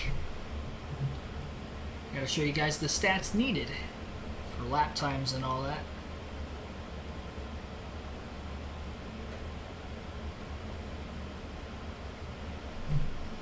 So Justin Allgaier are gonna take the outside lane for the restart again. I'm not sure why he's doing that. He seems to lose the lead every time he's on the time. Now the good thing is he doesn't have to worry about too fast of cars around him. Of those that ended up taking the wave around, Jonathan Nemechek looks like he's gonna restart on the outside of row 6. So he's pretty far back there yet. Even though he scored in the 8th place position, he's got the top 7 who were still in the lead lap with the caution flag came out, plus a few lap cars in front of him yet. So that is why he is lined up as far back in the pack, as well as the other faster cars who have been at the front for most of the day today. So they're going to have to race around all these other drivers. They're probably going to need a couple cautions to try to bunch the field back together again and hope they can have a chance at Allgaier. For right now, Allgaier just has to not make a mistake. And it's going to be smooth sailing. Best thing for him is this thing stays green to the end. He's got the freshest tires, and he's got the track position. 35 laps to go. Green flag back in the air at the Texas Motor Speedway. Allgaier gets that great launch. The 10 car of Daniel Hemrick is on the inside of row 1 trying to stay with him. Austin Hill diving out of line 3 wide. Quite a few drivers still stacked up 3 by 3 as they work their way through turns 1 and 2 in the back half of the top 10 on back.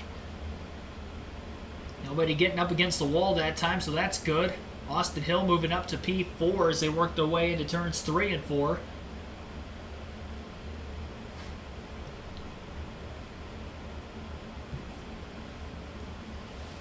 About a 1/10 of a second lead for Allgaier at the start-finish line over Daniel Hemrick. Almost 4 wide off the exit of the corner at the very back of the field. I think I saw Sammy Smith right around there. And the car just above him may have grazed the outside wall just a bit. Nothing too major. Hemrick with that damage to the left front fender is definitely not going to have anything for Allgaier on equal tires. We'll see how well he can hang on at the front of the field right now. Austin Hill's got quite a bit of damage as well. Was in second when the caution came out, so also on the same pit strategy as that of the 7. And John Hunter Nemechek is still about 2.3 seconds off the race leader in 7. So there's quite a few other cars to try to pass. Austin Hill now up to 3rd as he gets by Kyle Sieg in the 29 car. I'm curious to see if guys like Sieg and Alfredo can hang on to their track position and potentially get top 10 finishes here on this strategy call. And how quickly can those other drivers, the faster cars, try to work their way around the slower cars without over pushing the issue on this very slick and treacherous racetrack that we have seen so far today.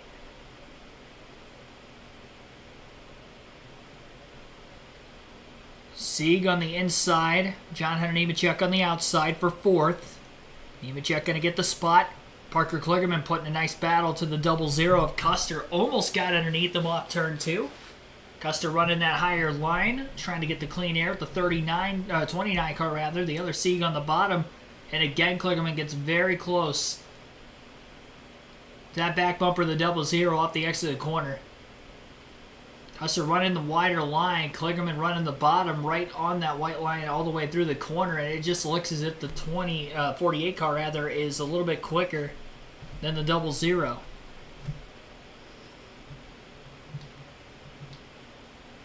Phone's at 3% now. Try to get the charge, get it back up and running so that way I can get the leaderboard back up for you guys. I'm having a lot of buffering with my laptop with Hulu specifically, so it keeps lagging on me for whatever reason. Let me Making sure I'm still getting some good internet connection here. It looks like I am. Yeah, it's just... It doesn't... My laptop doesn't like Hulu going along with everything else that's running right now in the background. The phone is currently turning on, so we are probably like less than 60 seconds away from getting the leaderboard back on and getting back to it. Come on. Hopefully there hasn't been an incident here. It's been frozen on my end for like 30 seconds or so. We're working on it. I'll actually get the leaderboard back up and running now while I'm waiting on the phone to turn on. Alright, there we go. So there's the leaderboard. Jonathan Nemechek now just taking over second place from Daniel Hemrick. And so it looks like Nemechek is 2.8 seconds behind Justin Allgaier. That last lap, Nemechek was actually quicker than the 7. Which is very interesting considering the fact that Allgaier has been the one to beat. He wasn't quicker by much. He was only really about 2/100ths of a second. But he's got a little bit of time. It took him time to get through to second place where he's at now. We'll see if he can run down that car in front of him. Again, a couple hundredths quicker than Allgaier that last lap. We're down to just 27 laps to go at the Texas Motor Speedway. Right now, your top 10 and the intervals between these drivers. Justin Allgaier leads. 2.9 seconds back is John Hunter Nemechek in second. Austin Hill is third place, 4 seconds off the lead. Cole Custer in fourth, 4.5 seconds back. 4.7 seconds off the lead is Parker Kligerman in fifth. Daniel Hemrick in sixth is 5 seconds off the lead. Ryan Sieg still in seventh, 6.4 seconds off the lead. His brother Kyle Sieg right behind him in eighth place, 7 seconds off the lead. Jeremy Clements is in ninth place, 7.2 seconds back, and Kaz Gralla rounds out the top 10 at 7.5 seconds behind your race leader, Justin Allgaier. Allgaier, has now eclipsed 115 laps led in today's race. And still 26 of them remain in this one to see if he has a shot to get the race win. Right, is having a car that you just flat I didn't think the volume was going to be up there. See, now my phone's acting slow. Why is everything acting slow? Is it because it's plugged in?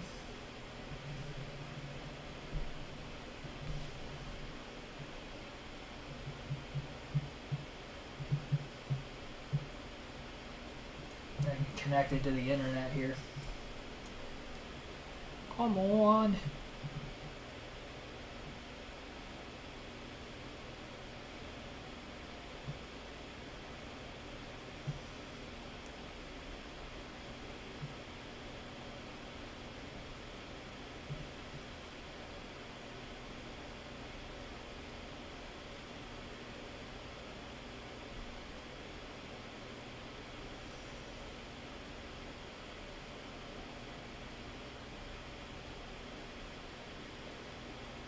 There we go.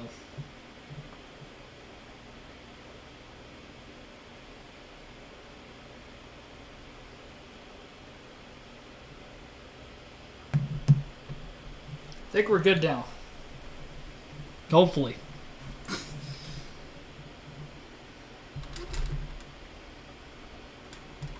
Maybe.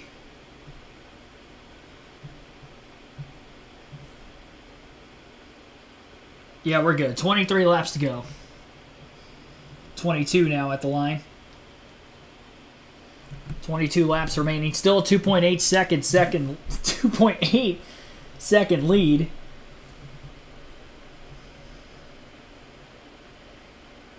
.132 degrees inside the cockpit of the 20 for John Hunter Nemechek. That's the heat and the temperature he's dealing with. Debris on the racetrack. Piece of sheet metal bouncing around the back straightaway.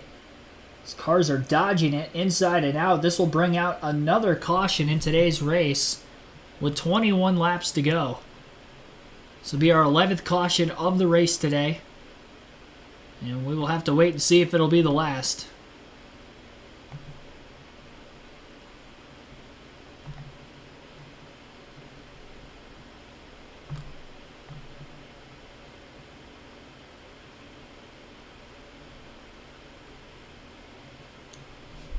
Some other shout-outs of those of you that have tuned into the stream as of late.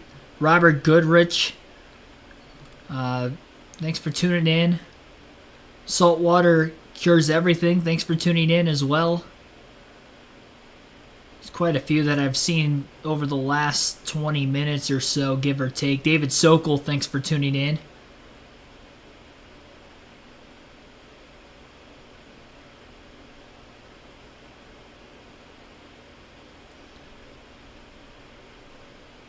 If you guys have not hit the like button yet, definitely do so. Jim Troyer, Michael Turner, also welcome to the stream. Kenneth Kakowski, excuse me. Thanks for tuning in also. I think that might be everybody. I haven't shouted out yet today. Mike says 130 degrees inside the car. That's nuts. It is. Very nuts. Rick Craver, also welcome to the stream. Just under 200 concurrent viewers watching. It looks like we've got some pit stops going on behind your race leader who stays out. Daniel Hemrick will come in, and when I checked, it looked like they were actually putting scuffs on the wall. They did change air pressure adjustment to give more rear stability and a little bit more turn. So Daniel Hemrick getting service right now, Marty. Boy, this could be a game changer for the 20 team. John Hunter Nemechek slides a little bit long in his pit stall, but Ben Bayshore made that point, Steve. He said, hey, the 7 does not have another set of tires. Dave, that could have been why the 7 didn't come down pit road and why the 20 did. Yeah, that's one of them for sure. They only had scuffs for that. You see Cole Custard, top of the screen there, getting his fresh Goodyear tires. He was tight in the middle of the corner, made an adjustment for that. Sorry about that, Dave. I didn't mean to jump on you, but to Marty's point, remember the 7 kind of got sent out of the groove early and thought he might have had an equalized tire, as Dave reported. That's where they used that extra set of tires. So I think Marty's dead on about, you have to use what tires you have. So now we'll see if new tires, because Jeff, you mentioned that you thought new tires had a big advantage during that green flag cycle. Yeah, they really were. It was a really big advantage at that point. We'll see right here. This is really close. This 20 car came in hot, and I'm not so sure he was in his pit box. If he was, it was very, very close. Yeah, the nose of that 20 looked like it was very close to the line, and you can't have anything on or over that line. NASCAR's got an incredible system to be able to do that. An automated system uses cameras. So see how close this is. So the NASCAR owns the line. Oh, I see a good solid quarter or half inch between the. So the line is the white line. Right. So the black underneath it they put down to kind of differentiate between the lighter concrete and the white line. That gives it a real clear defining point, and then you see a little contact right here between the 51 and the 18 leaving. They were lucky that wasn't worse. Sammy Smith. Let's watch this 20 pit stop again. Watch the right front tire changer. It's his job to determine if that car is in the pit box or not. Watch him. See right there? Takes a look, says, yep, we're in, and he starts the pit stop. Had he started to change, it would have been a penalty, Steve. But instead, he had the wherewithal to say, hey, I know this is long. Let's check it and make sure that he was in the box. Great job by the right front tire changer. Kyle Power, good job to you. Marty. And I was standing right there, Rick. I can confirm the 20 was good. Ben Bayshore kind of held up his fingers almost like he's an NFL official saying, by that much, they barely got it in. And the other key point is that it's an Xfinity Series race, so Ben Bayshore, the crew chief, was actually down on pit road catching the front tires when they came back to the wall. So he would have said, hey, back it up if he did not see that it was a clean stop going on. Sprint to the finish here. Talk about all the small things in a race that make a difference, and that is training and understanding and then implementing the practice. Great job. And Hemrick on his way to you, Kim. Yeah, we talked about the good rebound. Well, they lost all that track position coming back down to pit road a second time because Daniel came on the radio and said, my left front just feels ill. There's something wrong, almost like a loose wheel. They checked it. The spotter checked it while he was on the racetrack. They didn't see a problem. The crew felt like they got on tight. They left it up to Daniel, and Daniel chose to come down pit road. He said it just does not feel right. So you see him on pit road with that left front tire issue. Right, you see him jump across with a saw. Remember, he hit the grass earlier, did all the damage. They've tried to repair it the best they can. They can't add a new fender. So obviously something had moved where maybe it could hit the tire. You saw the crew member cut it away. Great decision by Hemrick. I know he had that track position. but you have to finish now. You've had such a great day. He has a good car. Even damage, I think he could drive probably inside the top 15. Experience. If you don't feel it's correct, come down pit road, make a change. We heard Riley Herbst say on the pace laps, he thought he had a tire issue, ended up having an issue on the first lap of the race. He wishes he could go back and redo that decision. Daniel Hemrick showing a little bit of experience. Klingerman on the inside of the 2 down into turn 1 makes it work. And the 2 is on only right side tires, and it didn't seem to work on the restart as the 20 and the 00 get clear very quickly. Right now, everybody's wondering how fast we got around. That's us. Is that Hill? No, that's the 26. Kaz Gralla gets caught up in this. Yeah, the right rear tire is completely off of that 26. JJ Yaley started up there, I believe, in the second row, and just struggling to really get going. He's getting passed by a lot of cars down the back straightaway, and turns the car around at turn 3, and Kaz Gralla had nowhere to go trying to avoid contact. Yaley was running 5th.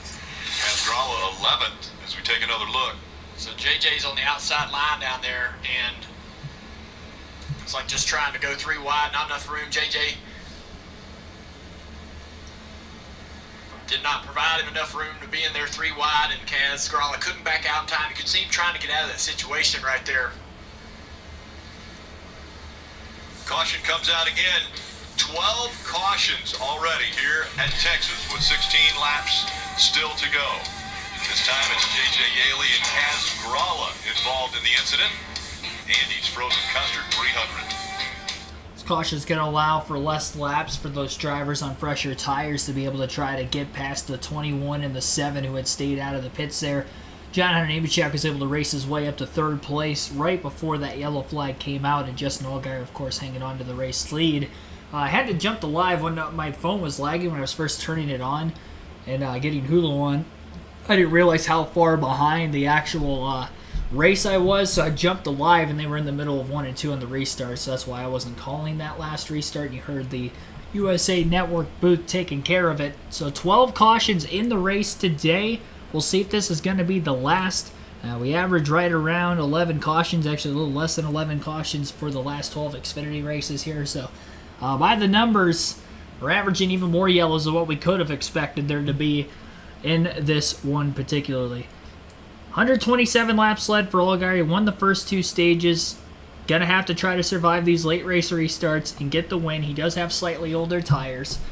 We haven't seen a lot of tire fall off today, and track position does mean a lot. I like Allgaier's chances better than Hill's, with Hill not having the clean air, being in second on those same tires or laps on their tires as Allgaier. It seems like it's about a 10-lap difference between what Allgaier and Hill have on versus everybody that pitted behind them. Anthony Alfredo on old tires as well fell back to 6th on that last restart. And I think Jeremy Clements stayed out as well, and he is 11th. I could be wrong on that. I think there was a 4th driver that did stay out, though. Just 17 cars on the lead lap at the Texas Motor Speedway. Race for this season, 12. The record for the track is 13. I think you got us, Rick, because you said earlier today that this was going to be a short race, 45 laps, segment 1 and 2. It might just, speed by. Well, let's bring in the Peacock Pit Box and KP and Brad. I don't think I jinxed it, but we've seen a lot of cautions here, guys. Okay, Nostradamus, what are you thinking? Do you think we have jinxed it? Oh, no doubt about it. We're going over that. We're breaking that record. That is going to happen. It's just interesting. You get these restarts, and guys get a little spread out. You start racing hard, and you just make a small mistake. JJ Yaley was running great, having a good day. Kaz Gralla just stepped out a little bit, and you can't get off of a guy. So I think we got more cautions coming. I'm surprised at the number of cautions today. I thought we would see some on restarts, but it just seems like there's nowhere to hide on this racetrack. Yeah, as we sit here and watch the point total, how much you're out, how much you're in, it's amazing. Caution to caution. A guy will line up in a different place and lose 10 or 15 points. So it is fantastic to watch this. It's going to be interesting to watch because I'm with you. I think we got at least 2 more in this. We got 2 more coming. We got 2 more. And what about Justin Allgaier? What is going to happen without, he doesn't have the tires. He's got a fast race car. Can those guys run him down? So, Brick, there's a lot going on. I think you've jinxed us. We're going to overtime today. We're going to be here for a while, and more cautions to come. There are a lot of cautions, but I'll throw a number at you. 17. You know what you think about 17? Only 17 cars haven't been involved in an incident today. 21 cars have been involved in accidents already here in Texas. And the guy up front and the guy calling the shots standing by with Dave. That is Jim Pullman, and this morning, Jim, you and I talked about how amazing Justin has been in qualifying with the 3rd mile-and-a-half pole here. How amazing can he be now on the older tires? Well, it's going to be fun to watch, that's for sure.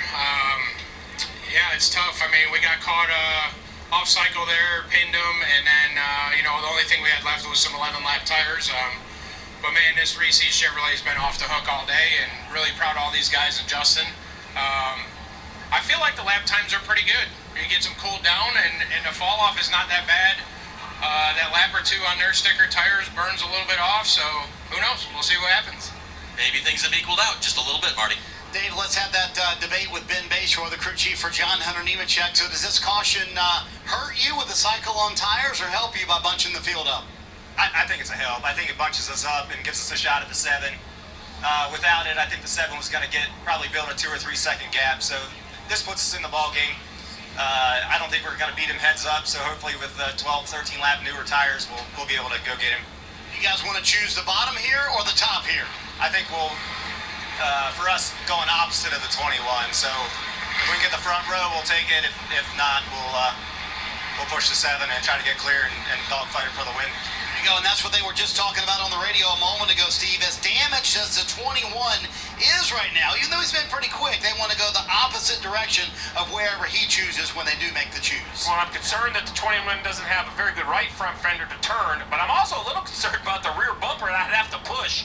I don't want to hook the 21 or have an issue, so I agree. Opposite of the 21 would be the move. The 10 back on pit road.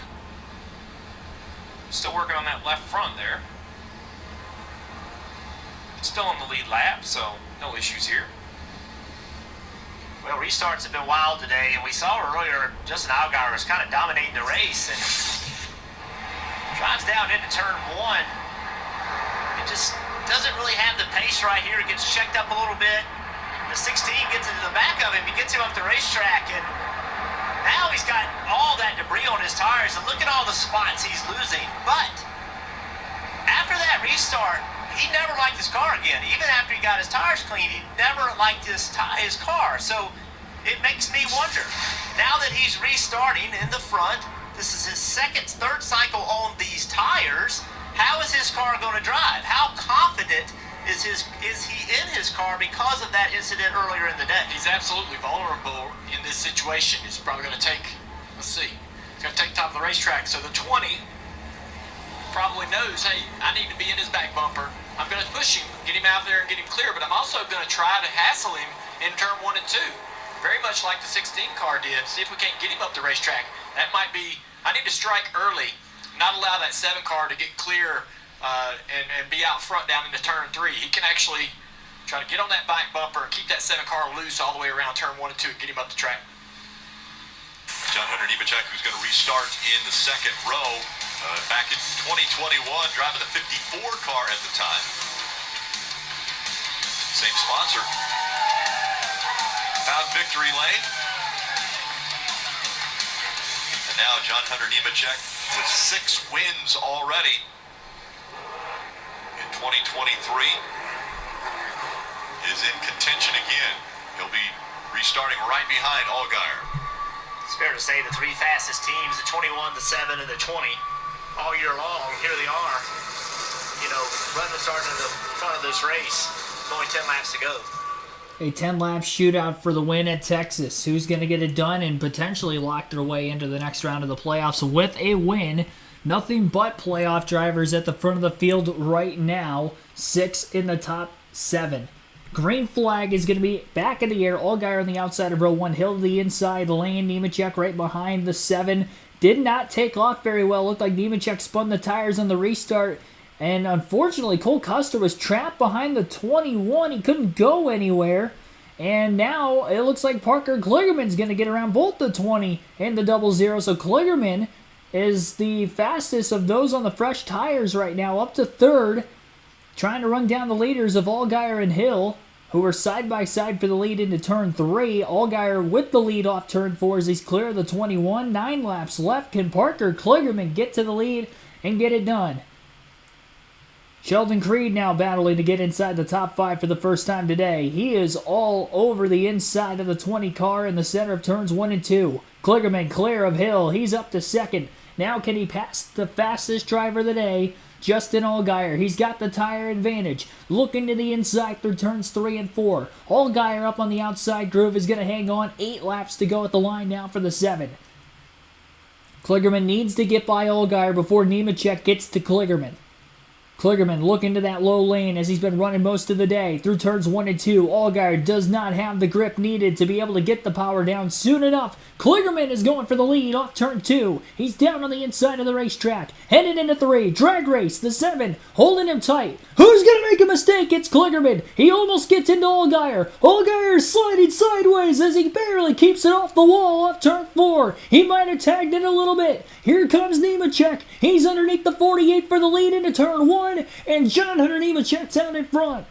Parker Kligerman made a mistake trying to make a pass around the 7. He got held tightly around the bottom, and as he slipped up the track, he made contact with Allgaier. Both cars go wide, and John Hunter Nemechek goes from third to first in one corner to take the lead with 7 to go at Texas.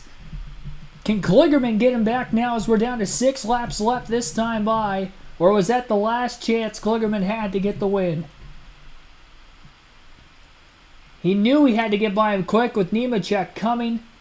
Nemechek just got to the inside of the 48 off turn 4. Right as Kligerman checked up. Obviously, Allgaier checked up even more. He's back in 4th. Sammy Smith has made his way to 3rd as he tries to run down the 48 for 2nd. And Nemechek's starting to build a gap over himself in the 48 car. Chandler Smith to the inside of Justin Allgaier. And it just doesn't look like Allgaier's got enough grip with those tires to hang on. Staying out was not the right call, and unfortunately, Allgaier may actually fall outside of the top 5 here before the end of this race. Austin Hill already has. He's in 6th. Chandler Smith's going to get to 4th as he battles underneath the 7. He couldn't clear him, though, and actually Justin got a really good run off turn 2 on that outside lane. Great job by Allgaier, who barely clipped the wall off turn 4, not to actually wreck as wide as he went.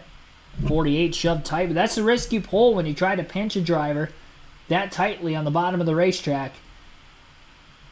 And if they make a mistake, they're going to get into you. And that's exactly what happened. Hard racing gone wrong for both drivers there. And if we stay green to the end, it doesn't look like either one of them is going to get the win. Parker Kligerman trying to close the gap right now on John Hunter Nemechek. That last lap at the line, Nemechek was about 5/100ths of a second quicker. Half a second lead at the line with 3 laps to go. It's 4.5 miles from pay dirt for Nemechek. Daniel Hemrick is on pit road. Right front tire looks to have blown out on that race car. He's going to lose some valuable points here. I think he was hanging on to the lead lap. Not going to be the case anymore. It's going to drop him outside the top 20 in the running order, and he's going to lose some points. He'll pull the car to the garage. Will stay green. Meanwhile, Cole Custard going to move his way to 6th. On Austin Hill, he did not take off on the restart very well, but neither did Nemechek, and that's how Kligerman got by both drivers there to have a shot at Allgaier, but he just couldn't make the pass. And John Hunter Nemechek is still trying to hold on in front. He was about a 10th quicker that last lap than the 48. Kligerman doing whatever he can, but he seems to be too far back now. Nemechek will get to the line first here. 1 lap to go, sponsored by Credit One Bank as the white flag is in the air. And John Hunter Nemechek is about to pick up his 2nd career win at the Texas Motor Speedway. This will lock him into the round of 8 of the playoffs for the Xfinity Series. Both him and Allgaier will not have to worry about the Roval. We'll have 6 playoff spots open into that round finale, that elimination race in this round in 2 weeks' time. Off turn 4, checkered flag now in the air. And John Hunter Nemechek is going to steal a win at Texas Motor Speedway today. His first win in the playoffs in just the second playoff race. Parker Kligerman finishes a close second, 1 second off the race lead, as that was the margin of victory for the 20 over the 48. Sammy Smith going to finish in third, Chandler Smith in fourth, Justin Allgaier fifth, Cole Custer with a sixth place finish. Austin Hill in that last restart fell to seventh. Sheldon Creed in eighth, Brandon Jones ninth, and Brett Moffitt going to round out the top 10. Ryan Sieg finishes in 11th, Kyle Sieg 12th, Ryan Ellis will finish 13th. 14th place for Anthony Alfredo, and Kyle Weatherman ends up 15th. He was the last car in the lead lap. Parker Chase with a 16th place finish, Daniel Dye in 17th, Jeremy Clements 18th, Lane Riggs 19th, and Josh Williams 20th. Dawson Cram finishes 21st, David Starr 22nd, Sage Karam 23rd, Daniel Hemrick 24th, CJ McLaughlin 25th, 26th, Joey Gase, Josh Berry 27th, JJ Yaley 28th, Kaz Gralla 29th, and Parker Retzlaff ends up 30th. Jeb Burton in 31st, 32nd for Jeffrey Earnhardt, Trevor Bain in 33rd, Brendan Poole finishes 34th, Patrick Emerling 35th, Joe Graff Jr. 36th, Riley Herbst 37th, and Sam Mayer rounds out the 38-car field today. Mayer didn't even complete a lap in the race, the only driver not to do so. Quite a few DNFs in this one, as it looks like 11 drivers DNF from the race and failed to make it to the end. Only 15 finish on the lead lap. Average race speed of 99.42 miles per hour. 2 hours, 47 minutes, and 59 seconds total time on the race today, as well as it finished under the 300-mile, 200-lap regulation. Here is your race winner, John Hunter Nemechek. So John Hunter Nemechek, who was out front 38 laps today. Getting the helmet off, and Kim Coons down there with him. And he took the lead with 7 laps to go for his 7th win on the season, now officially locked into the round of 8. That lead change, though, walk me through what you were seeing, what was going through your head as you watched the 7 in the 48 battle. Well, I messed up that restart. It bounced out of third gear, so that one was on me, but I knew that I had to push hard and try and recover right there. And man, hats off to this 20 team, Joe Gibbs Racing. It is absolutely amazing what we've been able to accomplish so far this year, and I don't think we're done yet, that's for sure. We set a lot of goals as this 20 team coming into this year, and so we've yet to accomplish all of those. But win number 7, Romco back in victory lane here in Texas. Thank you to Toyota, TRD, Pipe Parker, all of our great sponsors that help us out. This thing at the end was as fast as Xfinity 10G, that's for sure. And the best thing is that there's some great fans here, and thank all you, every single one of you guys, for coming out and supporting us. And Penelope's here. First time that she has traveled really to the racetrack with Taylor and Aspen and myself, and so first victory lane for her. Let's go. Maybe a little bit of good luck. I mentioned, though, you're locked into the round of 8. You guys have an off week next weekend. What do the next 2 weeks look like for you and this team? Is it catching your breath? Is it already preparing for the round of 8? What are you doing here? Preparing for the round of 8. My goal coming into today was to lock ourselves in for the next round. Our road courses haven't been very great with myself this year. Joe Gibbs Racing as an organization has been really good on road courses, but going into the Roval and not having to worry about that is definitely a relief. So we're still going to go there, try and play strategy, try and win the race, get some more playoff points, but focus to Vegas, Homestead, and Martinsville, and then on to Phoenix. Congratulations. Thank you. That's John Hunter Nemechek. He mentioned Penelope, his newborn baby, his daughter Aspen, his wife Taylor. We'll meet him in victory lane here at Texas Motor Speedway. John Hunter Nemechek said, I need to control. If we get under any other interviews on the other side of the commercial break, you guys will get to listen into that. Average race speed today, 99.42 miles per hour. Justin Allgaier, who won the first 2 stages of the race today, led 134 laps, but on that tire strategy late does not get the win and ends up with a 5th place finish. John Hunter Nemechek today led the second most laps with 38 laps led to get the race win. He led 2 different times. Cole Custer led 28 laps today, 3 different times he led. And Parker Kligerman actually did get 1 lap led in there when he ended up leading at the line after taking it away from Allgaier, but obviously slower on the front stretch allowed for Nemechek to capitalize and get by the 48 and the 7.5 a lap. 12 cautions total in today's race, which is one less than the race record at Texas Motor Speedway for the NASCAR Xfinity Series. So that was your total race stats here for the Andy's Frozen Custard 300. Tomorrow's live commentary for the NASCAR Cup Series will begin at 3 p.m. Eastern Time. Be sure to tune in for that one with our pre-race coverage. We'll go through full round of 12 predictions, who I think will get eliminated from the next round, who will advance, of course, who I think will run well, not run well tomorrow at Texas as well. I got to get on my research here before the end of the night, before I go to bed, so we'll be ready to go tomorrow afternoon. Thanks for everybody tuning in, though. Appreciate it. If you have not hit the like button yet, be sure to do so. We hit our goal of 100 likes today. We're at 105 right now, and we had just over 200 concurrent viewers watching there in the late going. Expect to see a lot of you guys again tomorrow, as well as many others.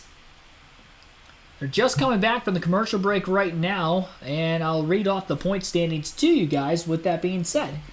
Obviously, John Hunter Nemechek, Justin Allgaier locked in with wins. Cole Custard actually locks himself into the playoffs off of points from today's race, so we have 3 drivers locked in, 5 spots still available. Our regular season champion, Austin Hill, is 44 points above the cutoff line, so pretty comfortable there. Chandler Smith, plus 32 points, also in a pretty comfortable spot heading into the Roval. Sammy Smith, only plus 18 points. He's the number 6 seed. Sheldon Creed, plus 9 points down to single digits. And Daniel Hemrick with just a 1-point advantage over Parker Kligerman right now in ninth. Kligerman's so close to a win to lock himself into the next round, and instead he'll start off 1 point below the cutoff line. He's been very good on road courses this year, though. I'd say a lot better than what Hemrick has been. I think Kligerman's in still a pretty good spot to get into the next round, as long as he stays out of trouble next week. Jeb Burton, minus 19 points, not in a must-win situation, but he is got an uphill climb for sure, and with being at a smaller organization, Jordan Anderson Racing, just in their second year in the series, I don't expect too much out of him, but you just never know if other drivers ahead of him in points have troubles getting into issues. Josh Berry, minus 27 points. He loses 3 points on the cutoff line today. He was minus 24, but he ran top 5 all day. Got in a late wreck there, unfortunately, as him and Trevor Bayne were racing each other hard on one of the late race restarts. Got together, took Berry out of it. Sam Mayer, minus 34 points, second straight DNF to start the round of 12 for him. Had that at Bristol where he wrecked out and didn't even complete a lap today. Got in the wall off turn 2, overdrove it, and got up in the marbles, and there he went on a very slick racetrack. So that is, again, the point standings exiting this race here today. Here is Sammy Smith. Everyone here at JGR, it was a good day. It's what we needed, and just move on to the Roval. Your crew chief, Jeff Mendering, told me you guys were looking for consistency. Does it feel like you found it with a 9th place finish at Bristol and a 3rd place here today? Yeah, for sure. I thought we were, a top 5 car all day, and just thanks to everybody on the team for working hard. We did what we needed to accomplish, and just got to move on to the Roval and have a good day. Sammy Smith's going to get some ice packs and get attended down here again after his cool suit failed all the way in stage 1, Dave. Justin Allgaier sitting on the wall, but looking fresh. I'm assuming the cool suit worked all day, but you're pretty hot there at the end with Parker. Yeah, I mean, just at that point, obviously we had a really fast Reese's Ice Cream Camaro all day. Put ourselves in a good position. That last caution kind of hurt us because we didn't have tires, but still felt like we were going to do a good job. And Parker, when I went and talked to him, he said I squeezed him, but I felt like I left him plenty of room getting out in there, knowing that he was going to go to the bottom, and he drove it in super, super deep into 3, and he's been around the sport long enough that that's what's going to happen. So just disappointing. Not only that, because not only did it kind of screw up, battling for second there, but it put us, way up in the marbles and just hanging on to it. So, he didn't make contact, so I'll give him that, but just, proud of the effort today, proud of this whole 7 team. I felt like when the sun started to set over here in turn 1 and 2, we got super, super free and just kind of hurt our chances in a good day. So, again, proud of the team, proud of the effort. We'll keep digging, and, we go to similar racetracks to these in the playoffs in the next round. So, lots to look forward to. Justin, did you guys race today with the kind of freedom, with that win in the bank, that you kind of need for a place like Phoenix coming up if you can get there? Yeah, today was a great day. We obviously had a really fast Camaro in practice. Backed that up with a great effort in qualifying and led a lot of laps. 2 stage points, which is obviously 2 points. We wanted the 5 for the win, but kind of knew what we were up against at the end of the race there. Just when you can have that freedom to just relax and go for it, it puts you in a different box. And again, I'm proud of the effort. We were lights out on pit road. Just really, really good effort by the whole team today. A lot went right today for Justin. Disappointment. All right, that is going to wrap up today's NASCAR Xfinity Series Andy's Frozen Custard 300 at Texas Motor Speedway live commentary stream. Again, 3 p.m. Eastern Time tomorrow. We'll be back again for the NASCAR Cup Series race in Texas. It'll be the first race of the round of 12 of the playoffs there. As we continue the quest for the NASCAR Cup title, should be a fun one. If it's anything like today, which it could very well be, it's going to be a hot, slick racetrack. In fact, the air temp going to be a little bit warmer than what the air temp was today. Same for the humidity. So with that being the case, we may see a lot of the same for tomorrow's Cup Series race. The intermediate tracks have been pretty good on the Cup Series schedule so far this season. And even though it's Texas Motor Speedway, I think having the heat, it's going to make for an interesting one, just like we had here today. Be sure to hit that like button again if you guys haven't done so yet on the way out. Subscribe for more daily NASCAR content. I'll see you guys tomorrow. Have a good rest of your Saturday night.